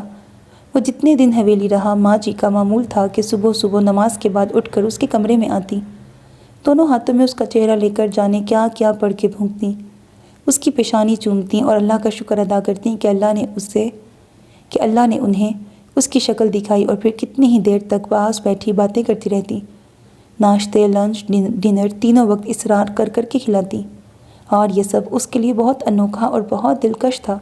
سوری، حشام نے نظریں جھکا لیں۔ دراصل ماں جی کی طبیعت ٹھیک نہیں رہتی، انہوں نے بہت تاکید کی تھی کہ تمہیں جلدی لے کے آؤں۔ ماں جی کی طبیعت اب ایسی بھی خراب نہیں تھی، موہت نے سوچا۔ یوں تو زندگی کا کچھ پتہ نہیں کہ ابھی ہنستا کھیلتا بندہ آنکھیں بند کر کے رخصت ہو جائے، لیکن ماں جی بظاہر اسے خاصی چاق و چوبند نظر آتی تھیں۔ حشام، تمہاری طبیعت ٹھیک ہے؟ امل بہت غور سے اسے دیکھ رہی تھی۔ ہاں، اس نے نظریں نہیں اٹھائی تھیں۔ نہیں، تم ٹھیک نہیں لگ رہے۔ کیا بات ہے شامی؟ ماما، اجو اور ڈیڈی تو ٹھیک ہے نا؟ ہاں سب ٹھیک ہیں، بس سر میں درد ہے ہلکا سا۔ لیکن مجھے کیوں لگا سب ٹھیک نہیں ہے؟ اور یہ صرف سر درد تو نہیں ہے شامی، تم کچھ چھپا رہے ہو مجھ سے۔ امل کی نظریں اب بھی اسی پہ تھیں۔ کیا ہے امل، تم بھی پیچھے ہی پڑ جاتی ہو؟ وہ جھنجھلایا۔ رات نیند نہیں آئی تھی، اس وجہ سے سر بوجھل ہے۔ کچھ دیر آرام کروں گا تو طبیعت ٹھیک ہو جائے گی۔ تو ٹھیک ہے، پھر میں چلتی ہوں، تم آرام کرو۔ امل اٹھ کھڑی ہوئی۔ اس کا خیال تھا کہ کچھ مسئلہ ضرور ہے۔ شاید وہ موہت کے سامنے ڈسکس نہیں کرنا چاہتا، شاید ابھی ان میں اتنی بے تکلفی نہیں ہوئی تھی کہ وہ اپنے مسائل اس کے سامنے بیان کرتا۔ کیا مطلب، کہاں جا رہی ہو تم؟ حشام بوکھلایا۔ کیا جانا نہیں ہے تمہیں؟ میں نے رات ڈیڈی کو بتا دیا تھا کہ صبح روانہ ہوں گے، وہ انتظار کر رہے ہوں گے۔ تو اب بتا دو نا، ہم تمہارے ساتھ ہی آئیں گے۔ امل نے لاپرواہی سے کہا۔ لیکن میں تو کچھ دیر بعد حیدرآباد جا رہا ہوں۔ اسے بر وقت سوجھا تھا۔ ہمارا ایک کلاس فیلو ہے جو جواد، اس کے فادر کی ڈیتھ ہو گئی ہے، تو ہم 7 لڑکے تعزیت کے لیے جا رہے ہیں، اور میں وہاں سے ہی حویلی آ جاؤں گا۔ جواد کے ساتھ اس کی کوئی خاص دوستی نہ تھی، لیکن وہ کلاس فیلو تھے، اور اس کے کافی کلاس فیلو آج تعزیت کے لیے جا رہے تھے۔ اس سے بھی انہوں نے فون کر کے پوچھا تھا، اس کا ارادہ تھا کہ فون پر ہی تعزیت کر دے گا، لیکن ابھی اس نے جانے کا پروگرام بنا لیا تھا۔ اسے سنبھلنے کے لیے کچھ وقت چاہیے تھا، وہ کم از کم چند دن عمل کا سامنا نہیں کرنا چاہتا تھا۔ اوہ سوری، عمل بیٹھ گئی۔ بہت افسوس ہوا۔ کیا ہوا تھا انہیں؟ ہارٹ اٹیک، اس نے مختصراً کہا اور کھڑا ہو گیا۔ موہت، تم تیار ہو جاؤ، میں خان چاچا کو کہتا ہوں۔ وہ فوراً باہر چلا گیا، اور عمل نے موہت کی طرف دیکھا۔ شامی بہت حساس ہے، اس نے یقیناً اپنے دوست کے والد کی ڈیتھ کا اثر اپنے دل پہ لیا ہوگا۔ ہاں، کل سے ہی وہ کچھ اپسیٹ ہے، شاید اس لیے، موہت نے بھی تائید کی۔ ہاں وہ ایسا ہی ہے، ہر ایک کے لیے حساس، ہمدرد، سب کے دکھوں کو محسوس کرنے والا۔ عمل کے لہجے میں ستائش تھی۔ موہت نے ایک بھرپور نظر اس پہ ڈالی۔ اچھی لگ رہی ہو۔ تھینکس، عمل مسکرائی، اسے موہت کی تعریف بہت اچھی لگی تھی۔ رخساروں پر شفق پھوٹی اور آنکھوں میں جگمگاہٹیں اتر آئیں۔ اب کیا دیکھ رہے ہو، اٹھو، جا کے تیار ہو جاؤ تاکہ وقت پہ پہنچ جائیں۔ اوکے سر، موہت نے کھڑے ہوتے ہوئے ذرا سا سر خم کیا، تو وہ مسکرا کر شفو کو آواز دینے لگی کہ وہ آ کر میز سمیٹ دے۔ موہت اس پر ایک بھرپور نظر ڈال کر کمرے کی طرف بڑھ گیا۔ ہسپتال کا نقشہ منظور ہو گیا تھا۔ عبد الرحمن ملک نے 2-3 کنسٹرکشن کمپنیوں سے رابطہ کیا تھا، اور پھر کراچی کی ایک فرم کو ٹھیکہ دے دیا تھا۔ سب کچھ فائنل کر کے عثمان ملک اور عبد الرحمن حویلی پہنچے تو ڈاکٹر عثمان خود کو بے حد تھکا ہوا محسوس کر رہے تھے۔ عبد الرحمن تو اپنے کمرے میں چلے گئے، لیکن ان کی عادت تھی جب بھی باہر سے آتے پہلے ماں جی کے پاس آتے۔ اس وقت بھی وہ سیدھے ماں جی کے کمرے میں آئے تھے۔ پچھلے دنوں وہ بے تحاشا مصروف رہے تھے، اس لیے ماں جی کے پاس بیٹھنے کا وقت کم ہی ملا تھا۔ اس وقت وہ لیٹی ہوئی تسبیح پڑھ رہی تھی۔ بیٹا آؤ بیٹھو، وہ اٹھنے لگی تھیں، لیکن انہوں نے منع کر دیا۔ نہیں ماں جی، لیٹی رہیے آپ۔ وہ ان کی پائنٹی بیٹھ کر ان کے پاؤں دبانے لگے تھے۔ ماں جی، آپ ان سے ناراض ہیں؟ نہیں تو پتر، میں نے تم سے کس لیے ناراض ہونا ہے، اور یہ تو کیا کر رہا ہے؟ چھوڑ دے پتر، انہوں نے پاؤں کھینچے۔ نہیں ماں جی، مجھے اس سعادت سے محروم نہ کریں۔ ماں نے مسکرا کر انہیں دیکھا اور پاؤں ڈھیلے چھوڑ دیے۔ اچھا، جیسے تیری خوشی۔ ماں جی مجھے معاف کر دیں۔ میں نے آپ کا بہت دل دکھایا، اپنی جدائی کا دکھ دیا آپ کو۔ اب جب کہ خود باپ ہوں تو سمجھتا ہوں کہ اولاد کی جدائی کا دکھ کتنا اذیتناک ہوتا ہے۔ تو بھی مجھے معاف کر دے بیٹا، میں نے خواہ تمہیں مجبور کیا شادی کے لیے، نہ مجبور کرتی تو تم یوں ملک چھوڑ کر نہ جاتے۔ پر کیا کرتی، یہ دکھ مارے جاتا تھا مجھے کہ ہم بے نام و نشان چلے جائیں گے، تمہارے باپ دادا کا نام تمہارے ساتھ ہی ختم ہو جائے گا۔ عبدالرحمن چاچے کی وجہ سے مجبور تھا، گھر زمینیں سب سانجی تھیں، اور چاچے نے بھائی کے بعد تم لوگوں کو اولاد کی طرح ہی پالا تھا۔ کیسے اس کی بیٹی پر سوکن لانے کا سوچتی، بس تجھے ہی مجبور کرتی تھی۔ بس معاف کر دے مجھے پتر۔ نہیں ماں جی، کیسی باتیں کر رہی ہیں، اس طرح معافی مانگ کر مجھے گناہ گار مت کریں۔ معافی تو مجھے ہی مانگنی ہے آپ سے، آپ مجھے معاف کر دیں۔ میں ذہنی کو نہیں چھوڑ سکتا تھا، وہ اس کے لیے تو راضی تھی کہ میں شادی کر لوں، لیکن وہ میرے ساتھ رہنے کے لیے تیار نہیں تھی، اور مجھ سے الگ ہو کر کہاں جاتی وہ؟ بہن اور بہنوئی کے علاوہ اور کون تھا اس کا اس دنیا میں؟ نہ ماں، نہ باپ، نہ بھائی۔ بس پتر، ہم انسان بڑے بے صبرے ہوتے ہیں، مجھ میں بھی صبر نہیں تھا، چاہتی تھی فوراً ہی میرا آنگن تم دونوں کے بچوں سے بھر جائے۔ ذرا صبر کر لیتی تو موہت کی خوشی دیکھ لیتی، اور تم بھی پردیس کے دکھ نہ اٹھاتے۔ حشام اور موہت کو دیکھتی ہوں تو سوچتی ہوں اللہ نے مجھ بے صبری کو کیسے ہیروں سے نوازا، اللہ انہیں لمبی حیاتی دے، اور تم دونوں اپنے بچوں کی خوشیاں دیکھو۔ وہ اٹھ کے بیٹھ گئیں۔ پھر بھی ماں جی، آپ مجھے سچے دل سے معاف کر دیں، میں بہت بے چین رہتا ہوں کہ میری وجہ سے آپ نے اتنے سال میری جدائی کا دکھ سہا۔ موہت سے جدائی کا خیال کبھی لمحہ بھر کے لیے بھی دل میں آتا ہے تو جیسے دل پھٹنے لگتا ہے۔ آپ نے کیسے سہا ہوگا یہ دکھ؟ مجھ سے ناراض مت ہو ماں جی، معاف کر دیں مجھے۔ مائیں بیٹوں سے کب ناراض ہوتی ہیں پتر؟ میرے لبوں سے ہر لمحہ تیرے لیے دعائیں ہی نکلتی تھیں، پھر بھی تمہاری خوشی اسی میں ہے تو میں نے تمہیں معاف کیا ماں جی۔ ڈاکٹر عثمان نے ان کے ہاتھوں کو اپنے ہاتھوں میں لے کر چوم لیا، تبھی عبدالرحمن نے اندر قدم رکھا۔ السلام علیکم ماں جی۔ وعلیکم السلام پتر، جیتے رہو، لمبی حیاتی ہو۔ انہوں نے ملک عبدالرحمن کی طرف دیکھا۔ ماں جی، آپ نے سنا نصیر ماموں اور منیر ماموں دونوں بھائیوں کی اولادیں آپس میں لڑ پڑی، گولیاں وغیرہ بھی چلی ہیں؟ ملک عبدالرحمن بیٹھ گئے۔ ہے کیوں؟ ماں جی نے بوکھلا کے پوچھا۔ جائیداد کا جھگڑا ہے، نصیر ماموں اور منیر ماموں جب تک زندہ رہے سب کچھ اکٹھا ہی تھا، اب بٹوارے کے لیے جھگڑے ہو رہے ہیں، سنا ہے پولیس پکڑ کے لے گئی ہے دونوں طرف کے بندوں کو۔ مجھے کام رشید نے ابھی بتایا ہے سب۔ عبدالرحمن ملک نے ماں جی کو بتا کر ڈاکٹر عثمان کی طرف دیکھا۔ تمہیں یاد ہے عثمان، ماں جی کے ماموں عبدالخالق نانا؟ ہاں یاد ہیں، لمبے سے دبلے پتلے سے، گھوڑے پالنے کا شوق تھا انہیں، اور جب میں 7 میں تھا تو فوت ہو گئے تھے۔ ان کے 2 ہی بیٹے تھے، نصیر ماموں اور منیر ماموں، عبدالرحمن ملک نے بتایا۔ وہ بھی یاد ہیں، جب نانوں کے ساتھ ہم ان کے گاؤں جاتے تھے تو نصیر ماموں ہمیں گھوڑے پہ بٹھا کے سیر کرواتے تھے، اور میں ہر بار ان سے وعدہ لیتا تھا کہ جب مجھے گھڑ سواری آ جائے گی تو وہ اپنے ابا کا گھوڑا مجھے تحفہ دیں گے۔ تمہاری یادداشت بہت اچھی ہے عثمان، ملک عبدالرحمن نے انہیں سراہا۔ 1 سال کے فرق سے دونوں بھائی فوت ہو گئے تھے، نصیر ماموں کے 2 بیٹے ہیں اور منیر ماموں کے 3 بیٹے 2 بیٹیاں، تو بس زمین جائیداد کے بٹوارے میں ایک دفعہ پہلے بھی سر وغیرہ پھاڑے ہیں، اب پھر خیر اللہ ان کو عقل دے۔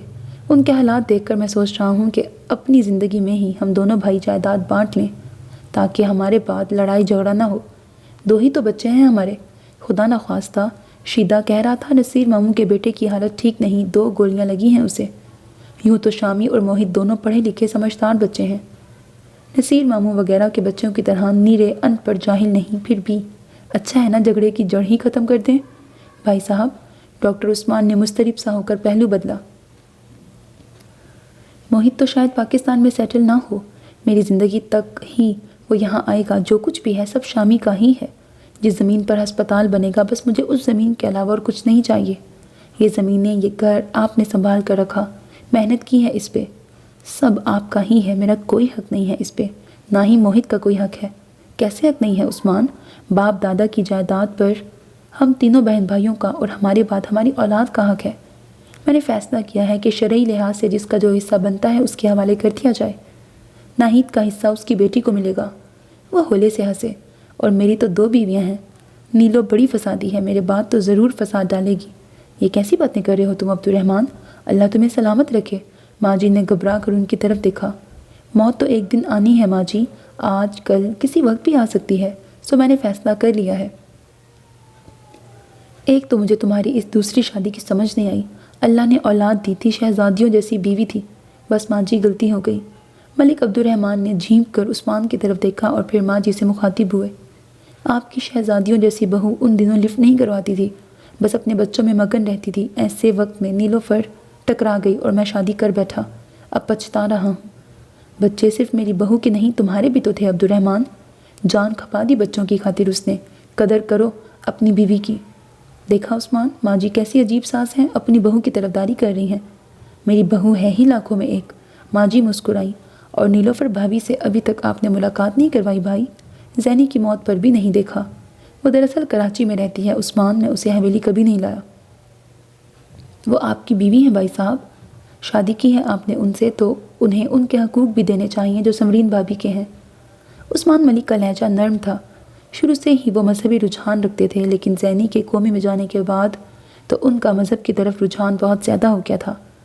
برمنگھم کے اسلامی مرکز میں وہ ہر جمعے کو باقاعدگی سے جاتے تھے اور تفسیر وغیرہ کے درس میں ضرور شامل ہوتے تھے۔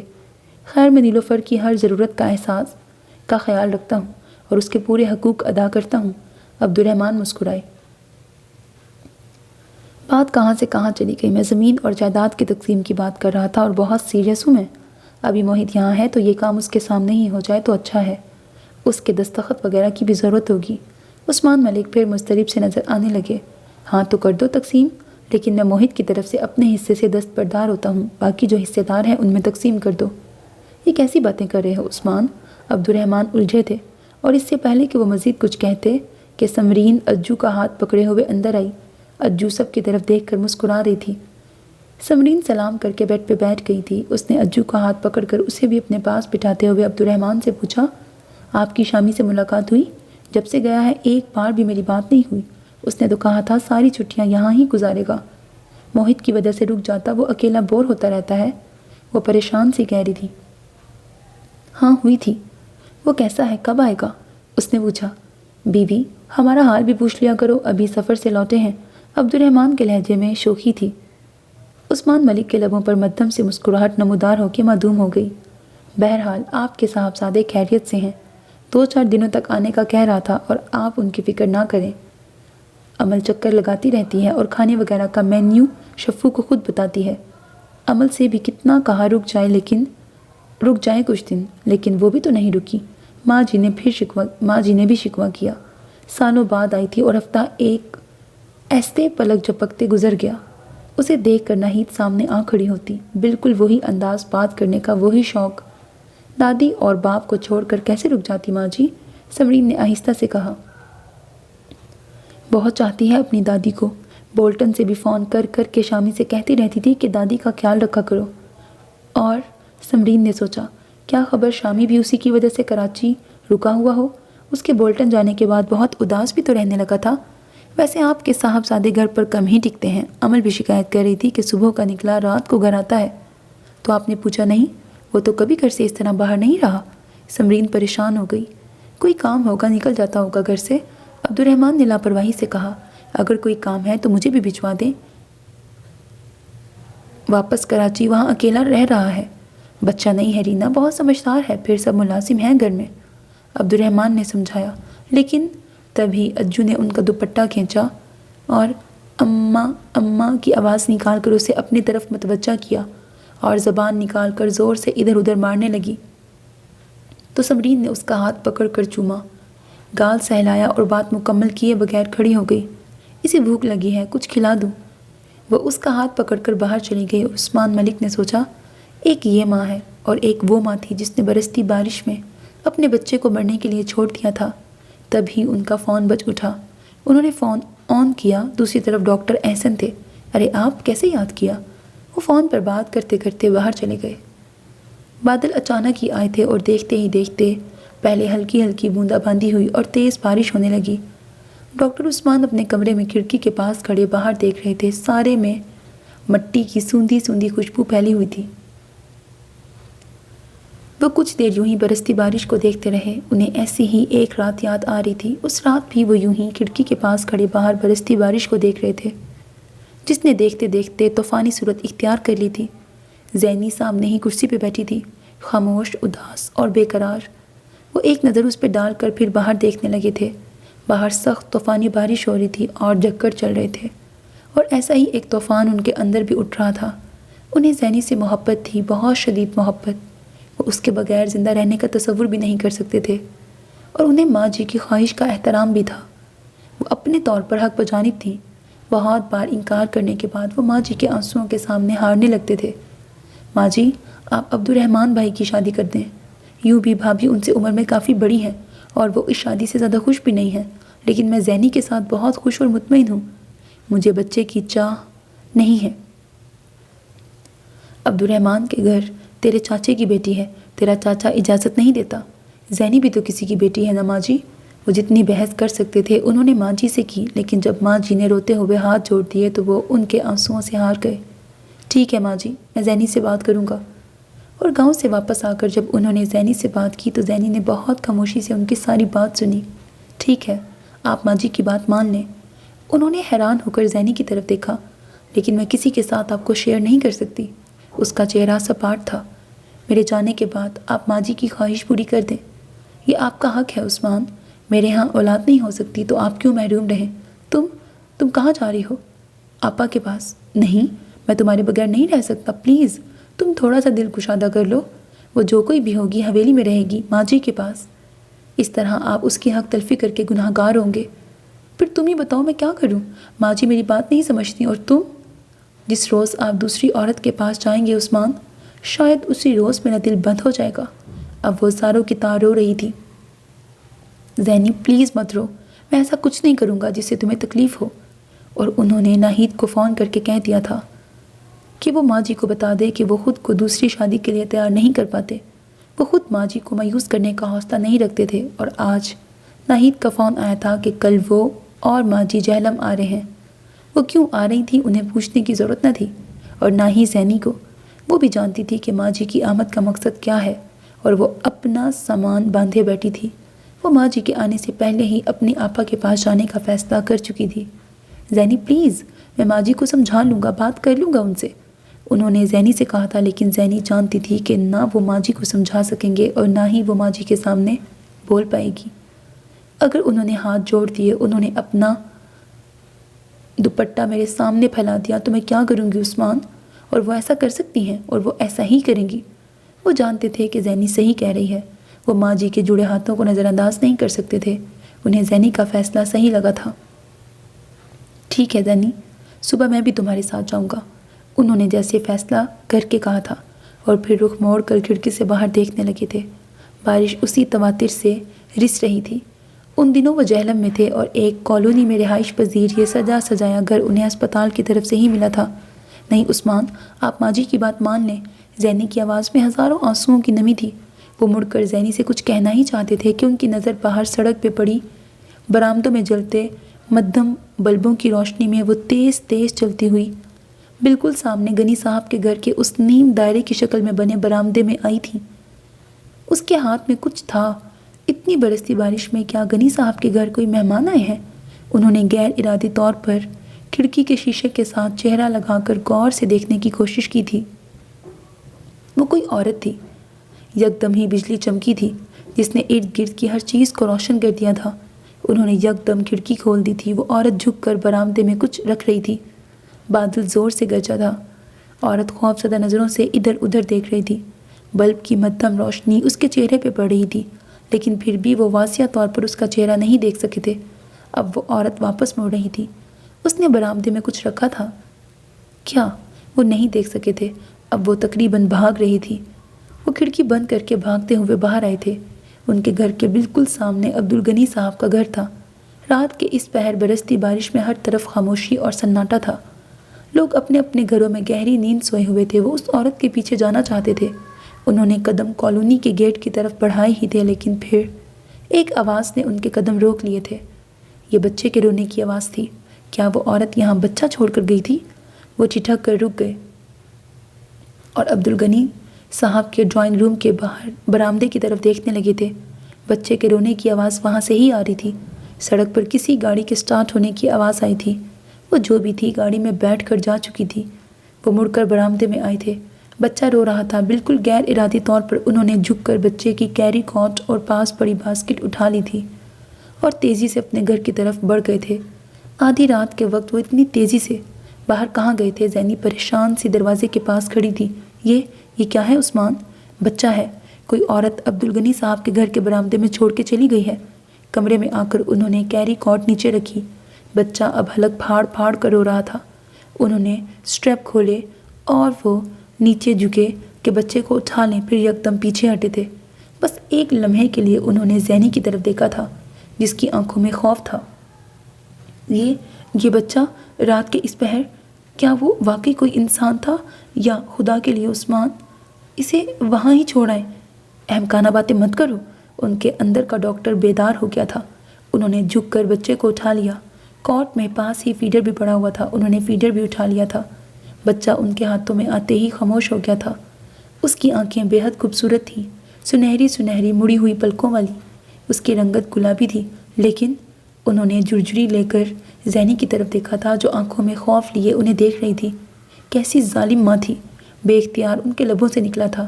بچہ پھر رونے لگا تھا۔ اس کی آواز جیسے دل کو گرفت میں لے رہی تھی۔ بھوکا ہے۔ زینی نے بے اختیار آگے بڑھ کر بچہ ان سے لے لیا اور اسے گود میں لٹا کر فیڈر اس کے منہ سے لگا لیا تھا۔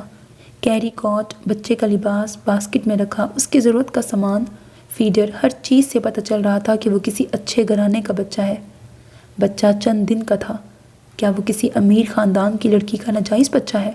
ایک لمحے کے لیے ان کے دل میں خیال آیا تھا، لیکن دوسرے ہی لمحے انہوں نے اس خیال کو ذہن سے جھٹک دیا۔ وہ صرف ایک معصوم بچہ تھا۔ کیسی ظالم ماں تھی! بچہ دودھ پی کر سو گیا تو اسے لٹانے کے بعد انہوں نے عثمان ملک کی طرف دیکھ کر انہی کی بات دہرائی تھی۔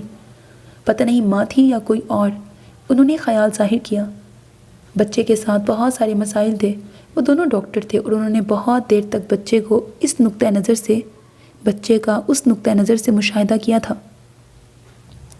پھر باقی رات وہ سو نہیں سکے تھے۔ کل ماں جی اور ناہید بھی آ رہی تھیں اور ماں جی کے آنے سے پہلے انہیں یہ گھر چھوڑ دینا تھا۔ صبح ہونے سے پہلے وہ فیصلہ کر چکے تھے۔ زینی، اس کی ماں یا جس کسی نے بھی اس بچے کو یہاں اس طوفانی رات میں چھوڑا ہے وہ اسے واپس ڈھونڈنے نہیں آئے گی۔ اگر تم کہو تو ہم اس بچے کو اللہ کی طرف سے تحفہ سمجھ کر اپنا لیں۔ شاید اللہ نے اسے تمہاری خالی گود میں اس لیے ڈالا ہے کہ ہم اس کی پرورش کریں، لیکن اگر تمہارا دل نہیں مانتا تو صبح ہم اسے کسی ادارے کے حوالے کر کے چلے جاتے ہیں۔ میں تمہیں چھوڑ نہیں سکتا، اور ماں جی کے آنسو بھی میرے دل پہ گرتے ہیں۔ میں ان کے بندے ہاتھوں کی درخواست رد نہیں کر سکتا، اس لیے میں نے یہاں سے جانے اور ان کا سامنا نہ کرنے کا فیصلہ کیا ہے۔ زینی بچے کو گود میں لیے بیٹھی تھی اور اللہ نے اس کے دل میں اس بچے کے لیے ممتا اتار دی تھی۔ نہیں عثمان، ہم اسے کسی ادارے کے حوالے نہیں کریں گے۔ اللہ نے یہ بچہ ہمارے لیے بھیجا ہے، ہم اس کا علاج کروائیں گے۔ یہ ہماری سونی زندگی میں رنگ بھرے گا، ہم اس کی دیکھ بھال کریں گے۔ کیا خبر یہ ہماری بخشش کا ذریعہ بن جائے؟ زینی، اللہ نے تمہیں بہت خوبصورت دل دیا ہے، ہم اس بچے کے لیے وہ سب کچھ کریں گے جو ممکن ہوا۔ یوں وہ بچے کو لے کر صبح ہی مری آ گئے تھے، جہاں ان دنوں زینی کے بہنوئی کی پوسٹنگ تھی۔ مری پہنچتے ہی انہوں نے ناہید کو فون کر کے بتا دیا تھا کہ انہوں نے جاب سے ریزائن دے کر جہلم والا گھر چھوڑ دیا ہے، کیونکہ وہ ماں جی کو بھی انکار نہیں کر سکتے اور زینی کو بھی نہیں چھوڑ سکتے، اس لیے ماں جی کے آنے کا کوئی فائدہ نہیں ہے۔ ناہید پوچھتی ہی رہ گئی تھی کہ وہ کہاں ہیں، لیکن انہوں نے فون بند کر دیا تھا۔ چند دن زینی کی آپا کے ہاں رہنے کے بعد انہوں نے مری سے آگے ایک چھوٹے سے قصبے میں رہائش اختیار کر لی تھی۔ ایک دوست نے انہیں کچھ عرصہ پہلے انگلینڈ میں جاب کرنے کے لیے کہا تھا، وہ خود بھی وہاں تھا، یوں اس کے توسط سے انہیں وہاں جاب مل گئی تھی۔ کئی ماہ سے پروسیس چل رہا تھا، چند ماہ بعد وہ انگلینڈ چلے گئے تھے۔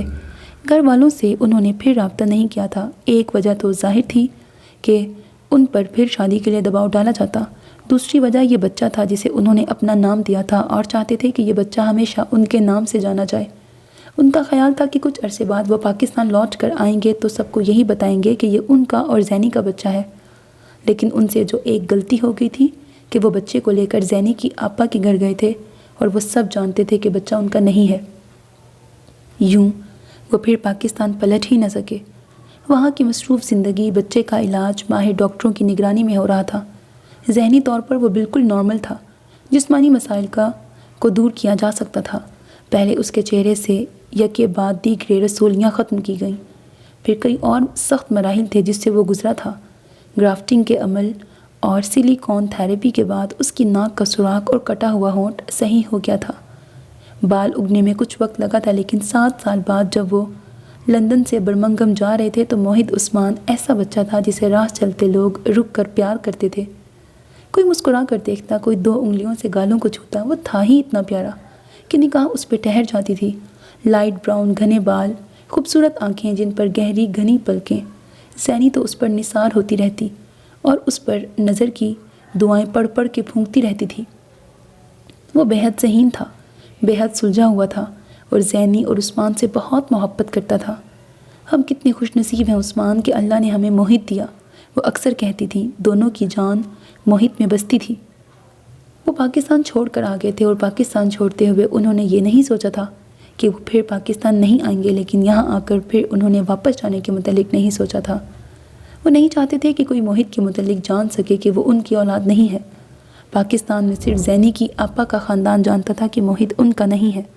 کاش وہ اس وقت ادھر جانے کے بجائے کسی ہوٹل میں چلے جاتے اور کوئی نہ جان پاتا کہ موحد کون ہے۔ کئی بار انہوں نے سوچا تھا کہ وہ عبدالرحمن بھائی، ناہید اور ماجی کو فون کریں اور انہیں موحد کے متعلق بتائیں، لیکن پھر نہ جانے کیوں وہ فون نہیں کر پائے۔ پہلے تو موحد کا طویل اور صبر آزما علاج تھا اور پھر 1-2 بار بے اختیار نمبر ملایا بھی تو ریکارڈنگ آواز سنائی تھی۔ یہ نمبر کسی کے استعمال میں نہیں ہے۔ 7-8 سالوں میں نمبر یقیناً بدل چکے ہوں گے اور پھر انہوں نے کوشش ہی نہیں کی۔ شاید تقدیر میں ایسے ہی لکھا تھا، انہیں اس طرح زینی کی ڈیڈ باڈی کے ساتھ ہی لوٹنا تھا۔ زینی کے کومے میں جانے کے بعد تو در حقیقت انہوں نے واپسی کے متعلق سوچنا ہی چھوڑ دیا تھا۔ حالانکہ زینی کے کومے میں جانے کے چند دن پہلے ان کی ملاقات ڈاکٹر ظفر وغیرہ سے ہوئی تھی، جو کسی سیمینار میں شرکت کے لیے آئے تھے، اور ڈاکٹروں کے وفد میں ان کے چند کلاس فیلو بھی تھے، اور انہی میں نہ صرف نمبروں کا تبادلہ ہوا تھا بلکہ انہوں نے عبدالرحمن ملک کا نیا نمبر بھی ان سے لے لیا تھا۔ لیکن پھر زینی کا حادثہ ہوا اور انہوں نے ایک گہرا سانس لے کے کھڑکی سے باہر دیکھا۔ بارش اب بھی ہو رہی تھی اور اپنے وطن کی بارش دیکھے بھی کتنی مدت گزر گئی تھی۔ انہوں نے بارش کے قطروں کو اپنے دل پہ گرتے محسوس کیا۔ موحد کو اگر اس حقیقت کا علم ہوا تو اس کا کیا رد عمل ہوگا وہ نہیں جانتے تھے، لیکن ایک خوف تھا جو دل کو جکڑے ہوئے تھا اور انہیں ہولے ہولے بھینچتا تھا۔ اگر وہ چھوڑ کر چلا گیا تو زندگی کے باقی ماندہ دن کیسے گزریں گے اس کے بنا، اور زندگی باقی ہی کتنی رہ گئی تھی۔ بس اسے میری زندگی میں علم نہ ہو، ان کے دل نے شدت سے چاہ کی۔ لیکن عبدالرحمن بھائی، وہ جو بضد تھے جائیداد کی تقسیم پر اور ان کی بات ماننے کے لیے تیار نہ تھے، جبکہ وہ جانتے تھے موحد کا اس جائیداد پر کوئی حق نہیں ہے، لیکن ماجی اور عبدالرحمن نہیں جانتے تھے۔ یہ مذہب سے ان کی آگاہی اور آشنائی تھی جو رہ رہ کر انہیں اکساتی تھی کہ وہ عبدالرحمن ملک کو حقیقت بتا دیں کہ موحد ان کا بیٹا نہیں ہے اور لے پالک بیٹے کا ان کے باپ دادا کی جائیداد پر کوئی حق نہیں ہے۔ اور مذہب تو یہ بھی کہتا ہے کہ لے پالکوں کو ان کے باپوں کے نام سے محروم مت کرو۔ دل میں جیسے کسی نے سرگوشی کی تھی۔ پہلے وہ نہیں جانتے تھے کہ اس طوفانی رات میں عبدالغنی کے برآمدے میں پڑے بچے کے باپ کا کیا نام ہے، لیکن کیا وہ اب بھی نہیں جانتے تھے کہ موحد کا باپ کون ہے؟ انہوں نے اپنے آپ سے پوچھا اور پھر کھڑکی کے پاس ہی پڑی کرسی پہ بیٹھتے ہوئے سر تھام لیا۔ موحد نے کھڑکی سے برستی بارش کو دیکھا۔ بارش بہت خوبصورتی سے برس رہی تھی، بہت تواتر سے قطرے پیاسی زمین پر گر رہے تھے۔ بارش نے موسم کو بے حد خوشگوار بنا دیا تھا، ورنہ یہاں کی گرمی نے اسے بوکھلا دیا تھا۔ بارشوں کے موسم میں ایک بے نمو خواہش کھڑکیوں سے لگ لگ کر ایک ایسے لمحے کا انتظار کرتی ہے جو کبھی نہیں آتا۔ اس نے عمل کو میسج کیا اور کھڑکی سے بایاں ہاتھ باہر نکال کر بارش کے قطروں کو اپنی ہتھیلی پر لیا۔ تب ہی اس کا سیل فون بجنے لگا۔ اس نے دائیں ہاتھ میں پکڑے فون کی اسکرین کی طرف دیکھا اور عمل کا نام دیکھ کر مسکرایا، اور فون کان سے لگاتے ہوئے بایاں ہاتھ اندر کر کے جینز سے رگڑ کر پوچھا، ہیلو، یہ تم ہو نا موحد؟ یہ اشعار تم نے ہی سینڈ کیے ہیں نا؟ دوسری طرف عمل پوچھ رہی تھی، کیوں، تمہیں شک ہے کیا؟ اس نے پوچھا، مجھے حیرت ہو رہی ہے، تمہیں اردو کے اشعار آتے ہیں اور تمہیں بھی شاعری سے دلچسپی ہے؟ وہ اپنی حیرت چھپا نہیں پا رہی تھی۔ اس کے لبوں پر مدھم سی مسکراہٹ نمودار ہوئی۔ میں نے فیض اور اقبال کو پڑھا ہے، بابا کے پاس ان کی کتابیں تھیں، لیکن یہ فیض اور اقبال کی شاعری تو نہیں ہے۔ حیرت بدستور موجود تھی۔ اس نے تصور میں عمل کی سبز آنکھوں میں حیرتوں کو ابھرتے دیکھا۔ ہاں تو یہ میں نے آج ایک اخبار کے ادبی صفحے پہ پڑھے ہیں۔ واو! اس کے لہجے میں چہچہاہٹ تھی۔ مجھے اچھا شعر بہت اٹریکٹ کرتا ہے موہت۔ میرے پاس ڈھیروں ڈائریاں ہیں جن میں خوبصورت اشعار اور نظمیں لکھ رکھی ہیں میں نے۔ تو کیا اب اشعار بھی رٹنے پڑیں گے؟ وہ مسکرایا۔ نہیں موہت، اشعار رٹنے سے یاد نہیں ہوتے، یہ تو خود بخود دل میں اتر جاتے ہیں۔ اچھا شعر ایک بار پڑھنے یا سننے سے میرے دل پہ رقم ہو جاتا ہے۔ تم مجھے اردو کے اشعار سنایا کرنا فارغ وقت میں، دیکھنا وہ کیسے میرے دل پہ رقم ہوتے ہیں۔ ریئلی موہت؟ وہ یکدم خوش ہو گئی تھی۔ آج میں نے ایک غزل پڑھی تھی، بہت اچھی لگی تھی، تمہیں سناؤں؟ ضرور۔ میں خزاں کی دھوپ کا آئینہ کہ میں ایک ہوں کہ ہزار ہوں، کہیں آنسوؤں کا ہوں قافلہ، کہیں جگنوؤں کی کتار ہوں، کوئی تارا ٹوٹ کے گر گیا، کوئی چاند چھت سے اتر گیا، کسی آسماں کی چال ہوں جو بکھر گیا وہی ہار ہوں۔ ارے یہ تو بہت افسردہ کر دینے والے شعر ہیں۔ میں تو کچھ رومانٹک سے اشعار کا منتظر تھا۔ اس کے لہجے کی اس شوخی نے عمل کو حیران کیا۔ یہ تم ہی ہو نا موہت؟ ہاں، تمہیں کچھ شک ہے؟ لیکن تم پہلے تو اس طرح کے نہ تھے۔ کس طرح کا؟ موہت مزہ لے رہا تھا۔ یہی میرا مطلب ہے، اس طرح کی بات تو کبھی نہیں کی تھی تم نے۔ تو پہلے میں اس طرح کے جذبے سے آشنا بھی تو نہیں تھا، اور آج تو موسم بھی بہت غضب کا ہو رہا ہے، اور اس ظالم موسم میں تم اگر یہاں ہوتی تو۔ سچی بہت بور ہو رہا ہوں، بہت فضول لڑکی ہو تم۔ ایک ہفتہ بھی نہیں ٹھہری تم یہاں، بابا اور انکل عبدالرحمن بہت مصروف رہتے ہیں۔ سوری موہت، عمل سنجیدہ ہو گئی۔ میں وہاں زیادہ نہیں ٹھہر سکتی تھی، جانتے ہو نا دادی میرے بغیر کتنی اداس اور اکیلی تھی۔ تم سے تو وہاں بھی ملاقات رہے گی نا، اور دادی سے تو پھر اگلی چھٹیوں میں ہی ملنا ہوگا، اور میں یہ سارا وقت ان کے ساتھ گزارنا چاہتی ہوں۔ میں نے ان سے کہا تھا کہ وہ 2-3 دن رک جائیں، لیکن انہیں اپنے گھر کے سوا کہیں سکون نہیں ملتا۔ زویا پھپھو کے گھر بھی 3-4 دن سے زیادہ نہیں رہ پاتی وہ۔ موہت، میں ساری چھٹیاں ان کے ساتھ گزارنا چاہتی ہوں، ان کی خدمت کر کے، ان کا خیال رکھ کر، بالکل ایسے ہی جیسے اب تک انہوں نے میرا خیال رکھا ہے۔ تم پلیز ناراض نہ ہونا۔ تم بہت اچھی ہو عمل۔ موہت متاثر ہوا۔ اور میں تم سے ناراض بھی نہیں۔ یہ شام بھی تو کراچی جا کے بیٹھ گیا ہے، وہ ہوتا تو بوریت نہ ہوتی۔ کیسا ہے وہ، اور آ کیوں نہیں رہا یہاں؟ پتہ نہیں شامی کے ساتھ کوئی مسئلہ ہے، عمل نے پریشانی سے کہا۔ اتنے سارے دن ہو گئے اسے حویلی سے آئے، اور صرف ایک بار دادی سے ملنے آیا ہے، اور مجھ سے تو اس نے بات تک نہیں کی۔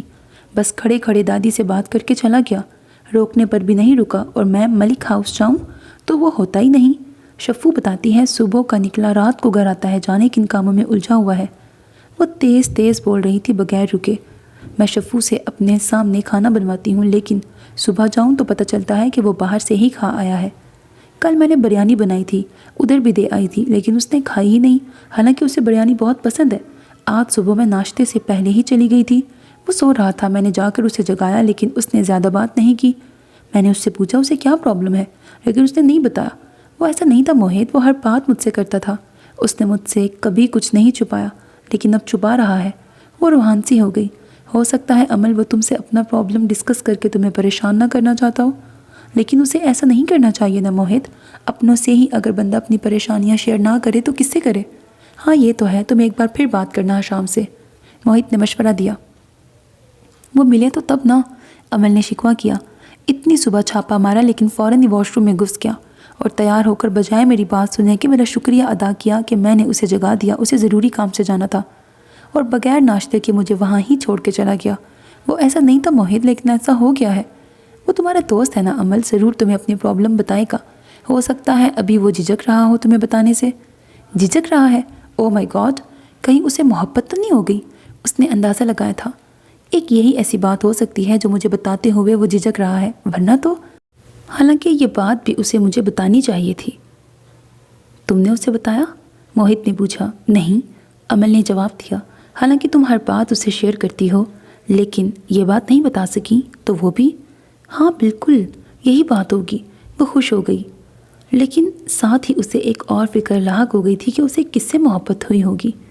اللہ موہت، کہیں وہ میڈم نیلوفر کی اس بھینی ناک والی کزن سے تو محبت نہیں کرنے لگا؟ شفو نے مجھے بتایا تھا انکل کے منع کرنے کے باوجود میڈم نیلوفر اپنی اس بھینی ناک والی کزن کے ساتھ چند دن پہلے آئی تھی۔ حالانکہ شامی نے کہا تھا کہ اب اگر نیلوفر میڈم نے اس کے گھر میں قدم رکھا تو وہ اس کی ٹانگیں توڑ دے گا، لیکن اس نے ٹانگیں نہیں توڑی نا تو ہائے موہت، اگر شامی کو سچ مچ اسی سے محبت ہوئی تو کیا؟ موہت نے پوچھا۔ اسے کسی سے بھی محبت ہو جائے لیکن اس سے نہیں ہونی چاہیے۔ کیوں؟ وہ میڈم نیلوفر، وہ ذرا سا جھجکی، ان کا بیک گراؤنڈ کچھ اچھا نہیں ہے، ایک بار شامی نے ہی مجھے بتایا تھا۔ محبت سوچ سمجھ کر تھوڑی ہوتی ہے عمل، وہ تو بس ہو جاتی ہے۔ وہ نہ تو بیک گراؤنڈ دیکھتی ہے، نہ شکل و صورت، نہ عمروں کا تضاد، بس جب ہوتی ہے ہو جاتی ہے۔ محبت سودوں ضیاع حساب و کتاب سے ماورا ہوتی ہے عمل۔ موہت، اس کے لہجے میں حیرت نمایاں تھی۔ یہ تم ہی ہو نا موہت؟ کیا یہ پاکستان کی ہواؤں کا اثر ہے؟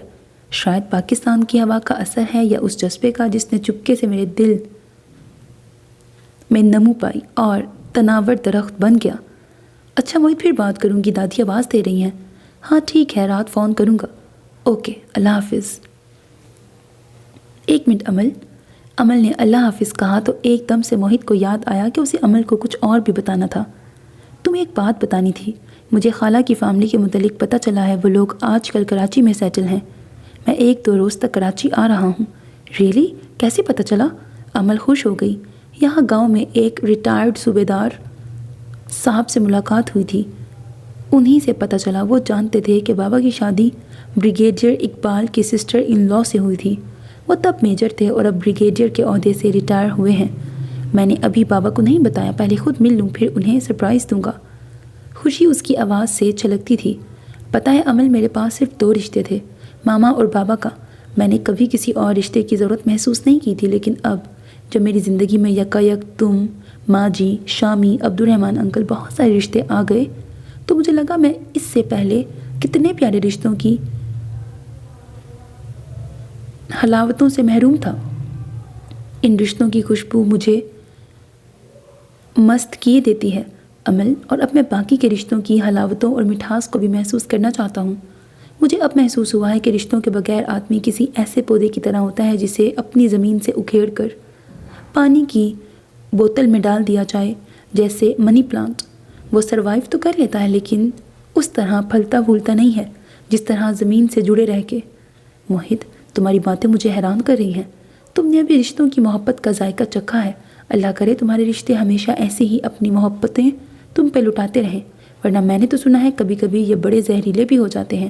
بہت پہلے ایک شعر پڑھا تھا، عجب سلگتی ہوئی لکڑیاں ہیں رشتے دار، جو دور ہوں تو دھواں دیں، قریب ہوں تو جلیں۔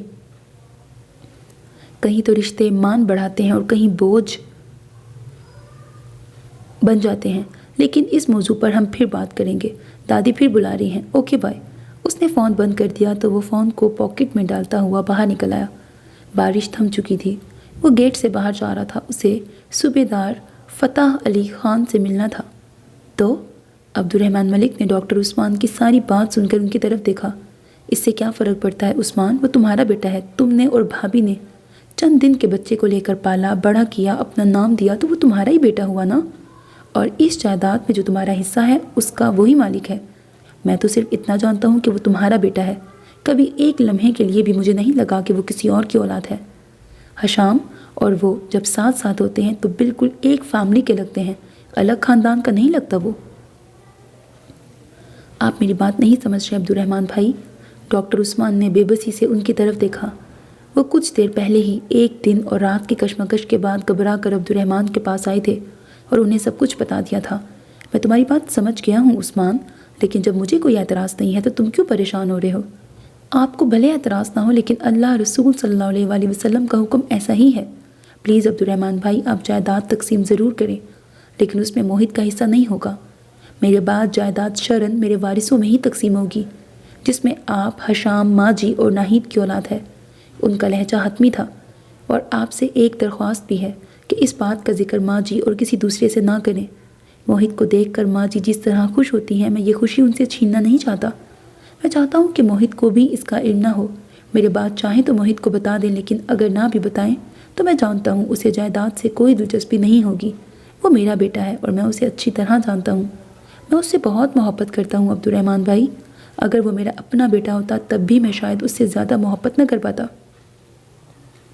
تب بھی میں شاید اس سے زیادہ محبت نہ کر پاتا۔ میں نے اپنا برمنگم والا گھر فروخت کر کے رقم موہت کے اکاؤنٹ میں جمع کر دی ہے۔ لندن میں میرے پاس اپنا گھر تھا جو ایک پاکستانی فیملی کو کرائے پر دے رکھا ہے۔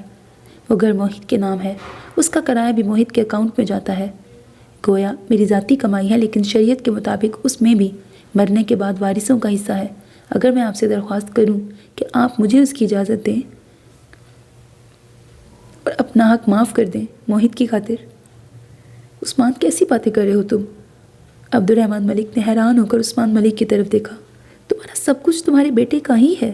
ہاں، لیکن شریعت کے مطابق میں کچھ حصہ ہی اسے دے سکتا ہوں، میں حقداروں کا حق مار کر۔ عثمان، عبد الرحمن کچھ کہنا ہی چاہتے تھے کہ عثمان ملک کا فون بج اٹھا۔ دوسری طرف ڈاکٹر احسن تھے۔ اوہ ڈاکٹر احسن، کیا بات ہے، میں نے رپورٹس بھجوا تو دی تھی، رپورٹ مل گئی تھی۔ دوسری طرف ڈاکٹر احسن کہہ رہے تھے، رپورٹس تو توقع کے مطابق ہی ہیں، لیکن آپ کو یہاں آنا ہوگا ڈاکٹر عثمان، آپ کا پراپر چیک اپ اور علاج ضروری ہے۔ میں واپس جانے کے لیے نہیں آیا ڈاکٹر احسن۔ حالیہ رپورٹ سے کیا پتہ چلا ہے؟ میرے پاس کتنا وقت ہے؟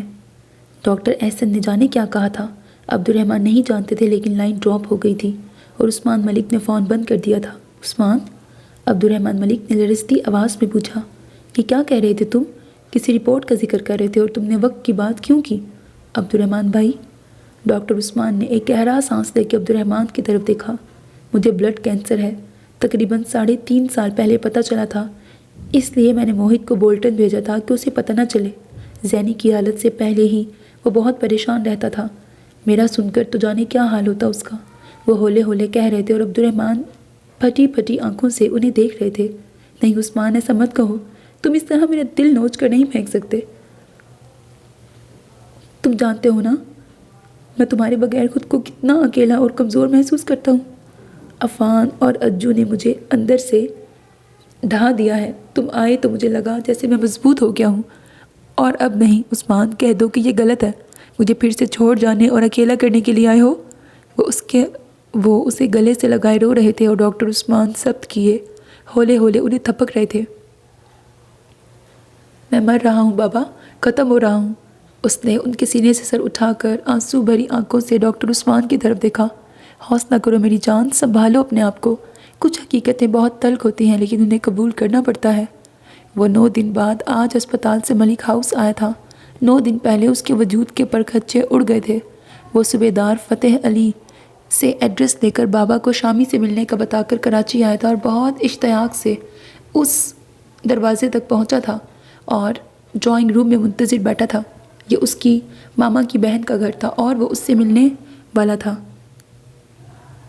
اپنی ماں کے بانجے بانجیوں سے وہ جو اس کی ماما کی ماں جائی کے بچے تھے، وہ بہت اشتیاق سے چاروں طرف دیکھ رہا تھا۔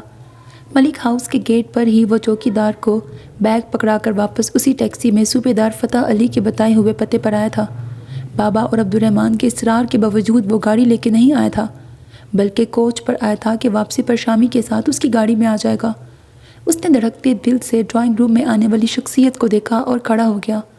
آنے والے یقیناً بریگیڈیئر اقبال تھے اور ماما نے ہمیشہ ہی ان کی تعریف کی تھی۔ میں موہد عثمان ہوں۔ اس نے آگے بڑھ کر مصافحہ کیا تھا، لیکن بریگیڈیئر اقبال اسے اجنبی نظروں سے دیکھ رہے تھے۔ ڈاکٹر عثمان ملک اور ڈاکٹر زینب عثمان کا بیٹا۔ اوہ، تم زینی اور عثمان کے بیٹے ہو، بیٹھو پلیز۔ انہوں نے کسی گرم جوشی کا مظاہرہ نہیں کیا تھا، لیکن ان کی آنکھوں میں حیرت تھی۔ ماما کے کومے میں جانے کے کچھ عرصے بعد ہی آپ لوگوں سے رابطہ ختم ہو گیا تھا۔ بابا نے کئی بار فون کیا تھا، لیکن شاید آپ لوگوں نے وہ گھر چھوڑ دیا تھا۔ ہاں زینی اب کیسی ہے؟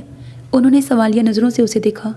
7 سال کومے میں رہنے کے بعد چند ماہ پہلے ان کا انتقال ہو گیا۔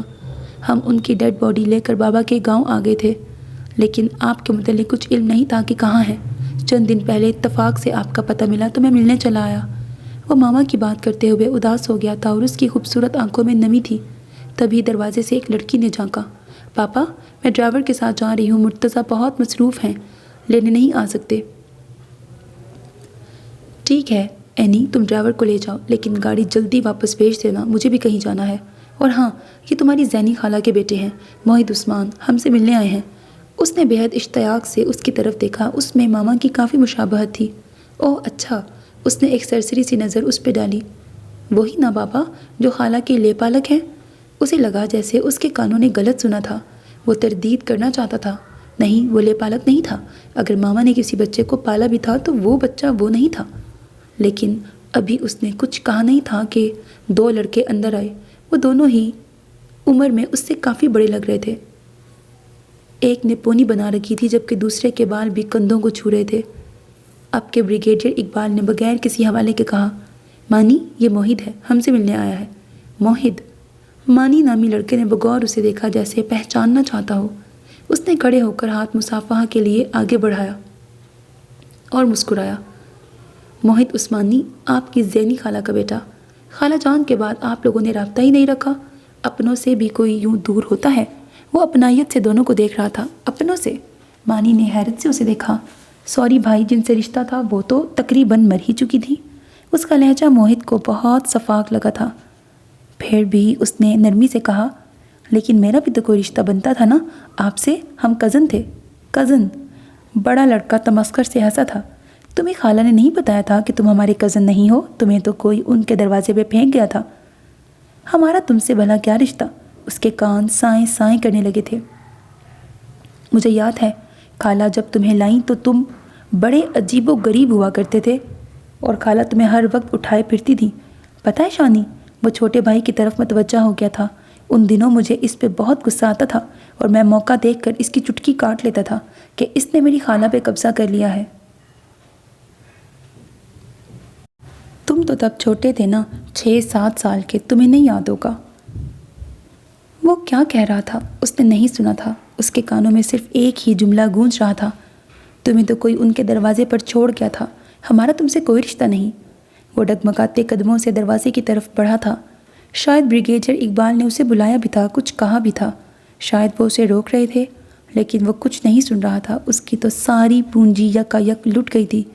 وہ تو بالکل تہی تاما ہو گیا تھا، بالکل خالی۔ وہ لٹے ہوئے مسافر کی طرح چلتا ہوا گیٹ تک آیا تھا۔ وہ کیسے گھر تک پہنچا تھا اسے یاد نہیں تھا۔ وہ کون تھا اسے یہ بھی یاد نہیں تھا۔ موہد، موہد، حشام نے اسے پکارا تھا۔ ملک ہاؤس کے گیٹ کے اندر قدم رکھنے کے بعد گرنے سے پہلے جو آخری الفاظ اس نے سنے تھے وہ حشام، جو آخری آواز اس نے سنی تھی وہ حشام کی تھی۔ وہ ہوش و بے ہوشی کے عالم میں ہسپتال میں ایڈمٹ رہا تھا اور پورے 9 دن بعد بابا آج اسے ملک ہاؤس لائے تھے۔ حویلی سے سبھی آگے تھے، سب اس کے لیے پریشان تھے، وہ اس کے لیے رو رہے تھے، دعائیں مانگ رہے تھے۔ حشام، امل، بابا، عبد الرحمن تو اسپتال میں ہی رہتے تھے، اس کے آس پاس وہ جو ان کا کوئی نہیں تھا۔ کیسے حوصلہ کروں بابا، کیسے سمجھاؤں خود کو کہ اب تک جن محبتوں اور شفقتوں کے سائے میں رہا ہوں ان کا کوئی نہیں ہوں۔ بابا میں آپ کا کوئی نہیں ہوں۔ اس کے آنسو اس کے رخساروں پر بہہ رہے تھے۔ ایک ہاتھ اس کے گرد حائل کیے اسے اپنے ساتھ لپٹائے، دوسرے ہاتھ سے اس کے آنسو پونچھتے ہوئے ڈاکٹر عثمان کے آنسو خود بھی اس کے رخساروں پر بہہ رہے تھے، ان کے رخساروں پر بہہ رہے تھے اور انہیں لگ رہا تھا جیسے ان کا دل پھٹ جائے گا۔ تم میرے سب کچھ ہو، میری زندگی کا حاصل، میری عمر بھر کا سرمایہ، کل بھی تم میری زندگی تھے، آج بھی ہو اور ہمیشہ رہو گے۔ یہ آپ کی عظمت ہے، آپ کی بڑائی ہے بابا کہ آپ نے ایک بے نام و نشان بچے کو اپنا نام دیا، محبت دی، لیکن یہ حقیقت آپ نہیں بدل سکتے کہ میں جو کل تک موہد عثمان تھا، ڈاکٹر عثمان ملک کا بیٹا، آج کچھ بھی نہیں، ایک بے نام و نشان وجود۔ میرا فخر خاک ہوا، میرا وجود مٹی میں مل گیا، میری ذات آسمان سے زمین پہ گر کر کرچی کرچی ہو گئی ہے بابا، میرا وجود ختم ہو گیا۔ وہ بلک بلک کر رو رہا تھا۔ آپ نے مجھے کیوں نہیں بتایا، کیوں چھپایا مجھ سے کہ میں ایک حقیر بے وقت وجود ہوں؟ میں تو تنکے سے بھی زیادہ ہلکا ہو گیا ہوں بابا۔ آپ نے اور ماما نے مجھے گلیوں کے کوڑے کو، زمین کی خاک کو اپنے سینے سے لگا کے اپنے برابر کھڑا کیا۔ میں تو آپ کے قدموں میں بیٹھنے کے بھی قابل نہیں تھا۔ وہ کیا کہہ رہا تھا اسے خبر نہیں تھی، بس لفظ اس کے ہونٹوں سے نکلتے جا رہے تھے۔ ابھی تو زندگی میرے اندر ہنسی تھی، مجھے جینا اچھا لگنے لگا تھا اور سب کچھ ختم ہو گیا، مٹی میں مل گیا۔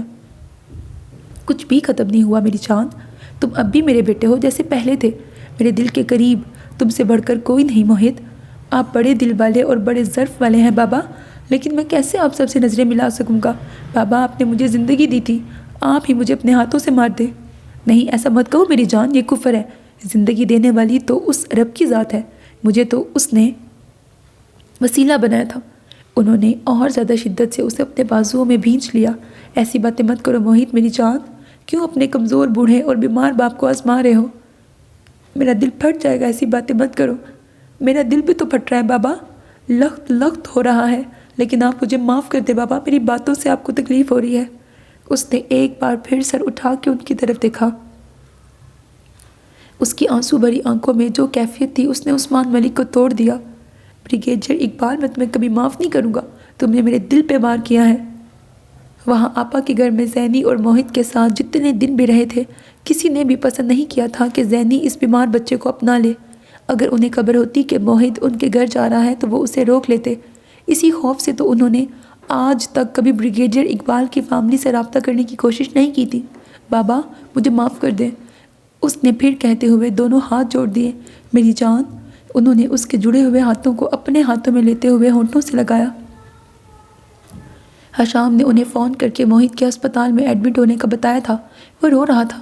چاچو، وہ 4 گھنٹے سے بے ہوش ہے، اور عبد الرحمن کے ساتھ کیسے وہ ہسپتال پہنچے تھے انہیں خبر نہیں تھی۔ اور پھر بے ہوشی کے درمیان اس کی بے ربط گفتگو سے انہیں اندازہ ہوا تھا کہ وہ کسی اذیت ناک راز کے انکشاف سے ریزہ ریزہ ہو رہا ہے۔ حشام اور عمل کچھ نہیں سمجھے تھے، لیکن عبد الرحمن سمجھ گئے تھے۔ لیکن مکمل ہوش میں آتے ہی اس نے خود ہی سب کچھ بتا دیا تھا۔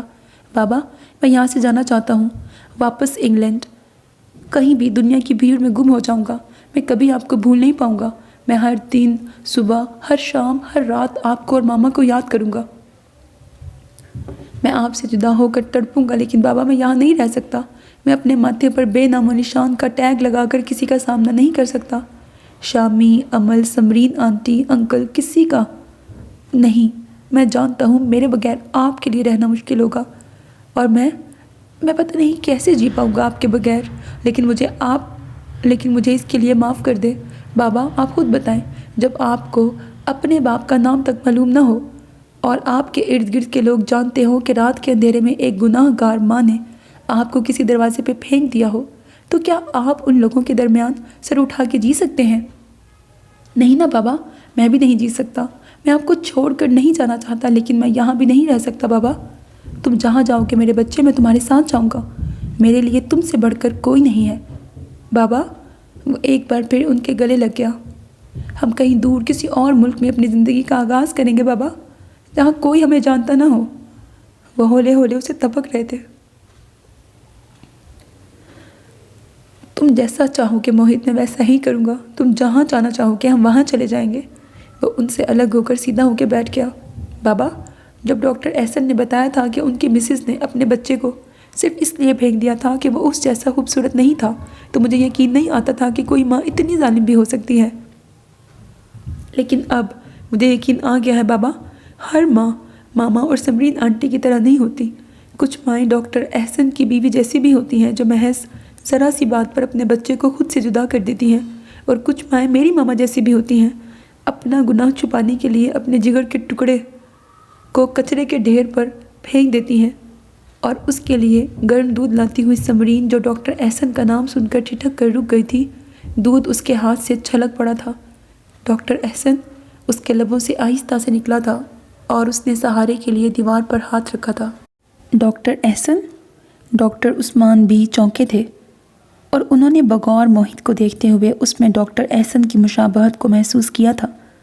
وہ مشابہت جسے وہ اس روز سے دانستہ نظر انداز کر رہے تھے جس روز ڈاکٹر احسن نے اپنے بچے کے متعلق بتایا تھا۔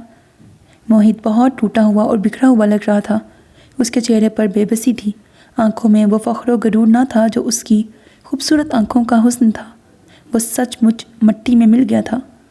اور اپنے لے پالکوں کو ان کے باپوں کے ناموں سے محروم مت کرو، اگر تم جانتے ہو تو، ان کے اندر سرگوشی کی طرح گونجا تھا۔ بابا، کیا آپ کو یقین ہے کہ ہم کہیں کسی اور جگہ لوگوں سے چھپ کر رہیں گے تو میں سروائیو کر پاؤں گا؟ نہیں بابا، میں گناہ کی پیداوار ہوں۔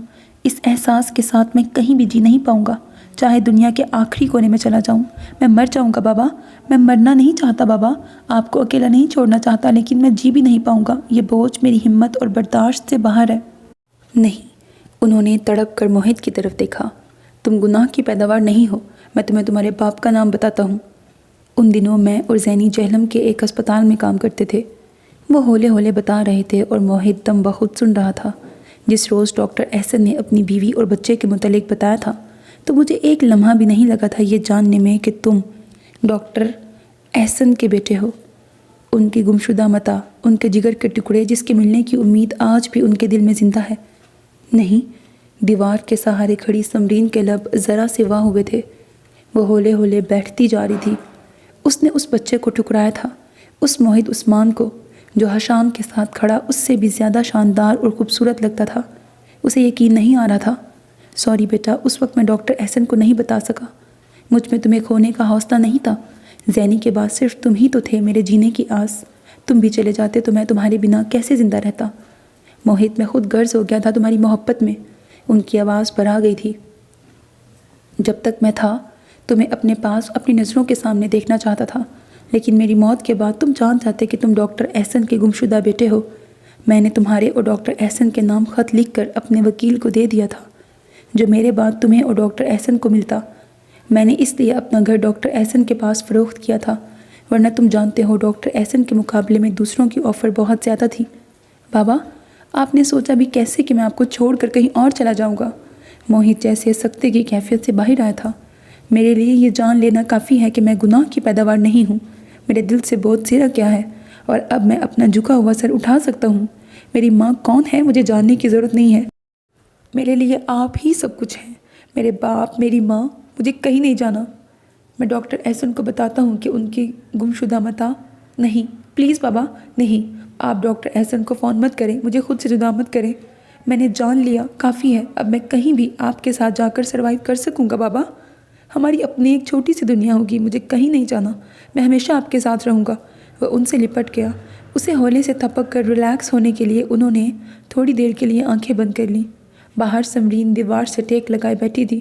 اس نے کتنی دعائیں کی تھیں کہ وہ زندہ ہو تو وہ احسن کے سامنے سرخرو ہو جائے، لیکن اب وہ زندہ تھا، نظر لگ جانے کی حد تک خوبصورت تھا، اور وہ سوچ رہی تھی وہ کیسے اس کا سامنا کرے گی، کیسے اسے بتائے گی کہ وہی اس کی بدنصیب ظالم ماں ہے۔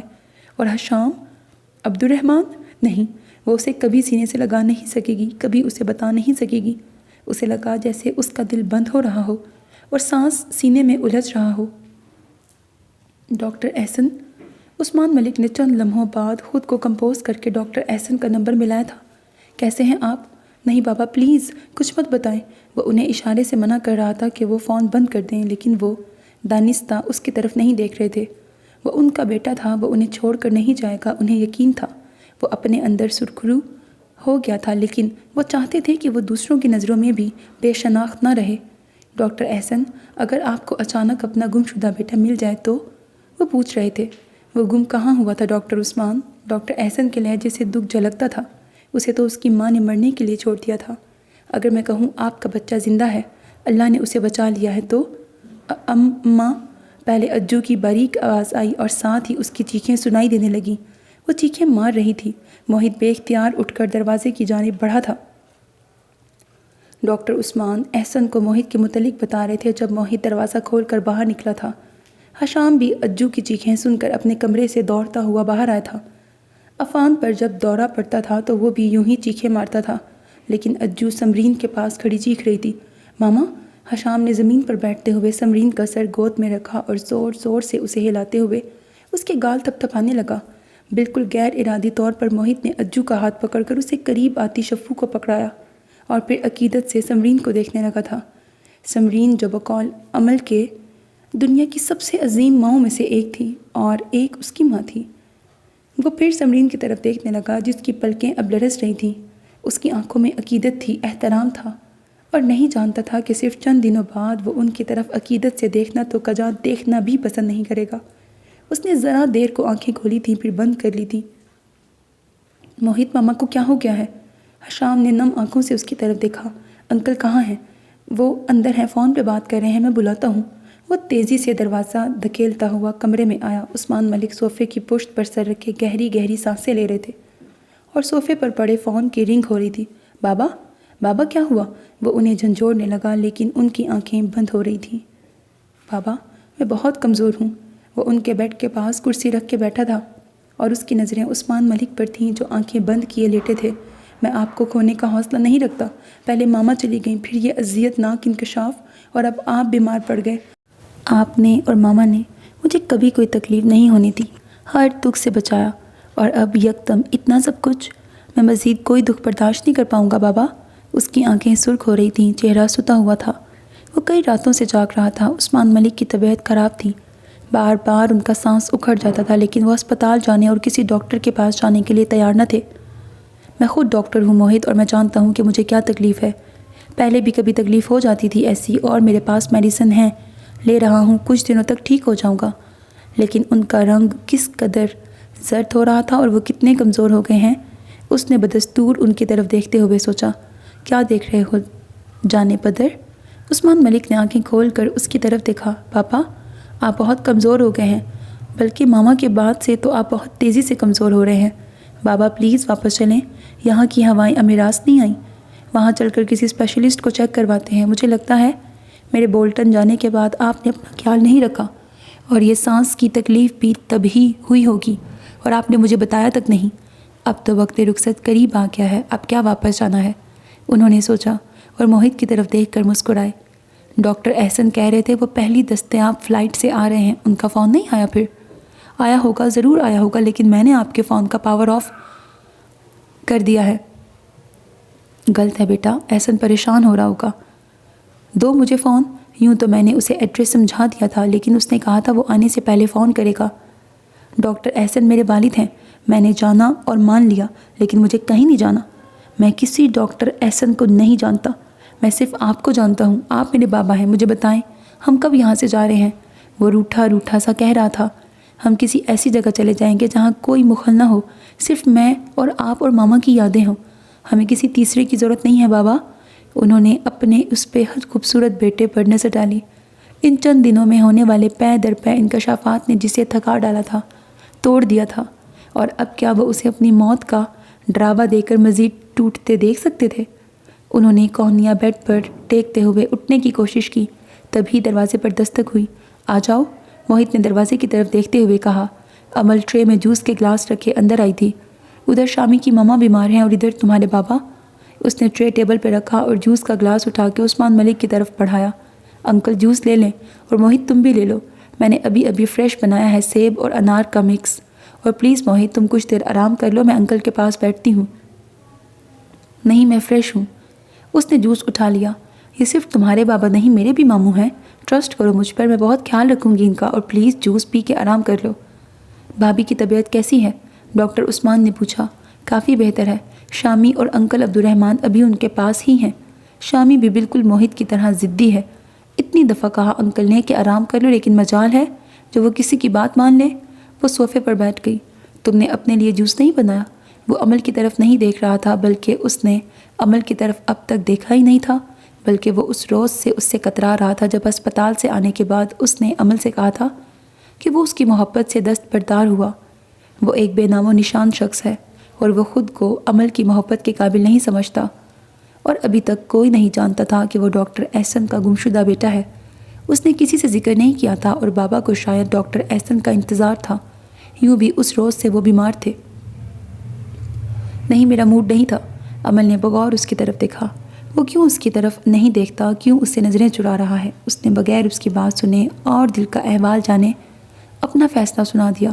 وہ ایسے کیسے اس کی محبت سے دستبردار ہو سکتا ہے؟ کیا محبت اتنی ہی کمزور ہوتی ہے کہ ذرا سی آزمائش پر ختم ہو جائے؟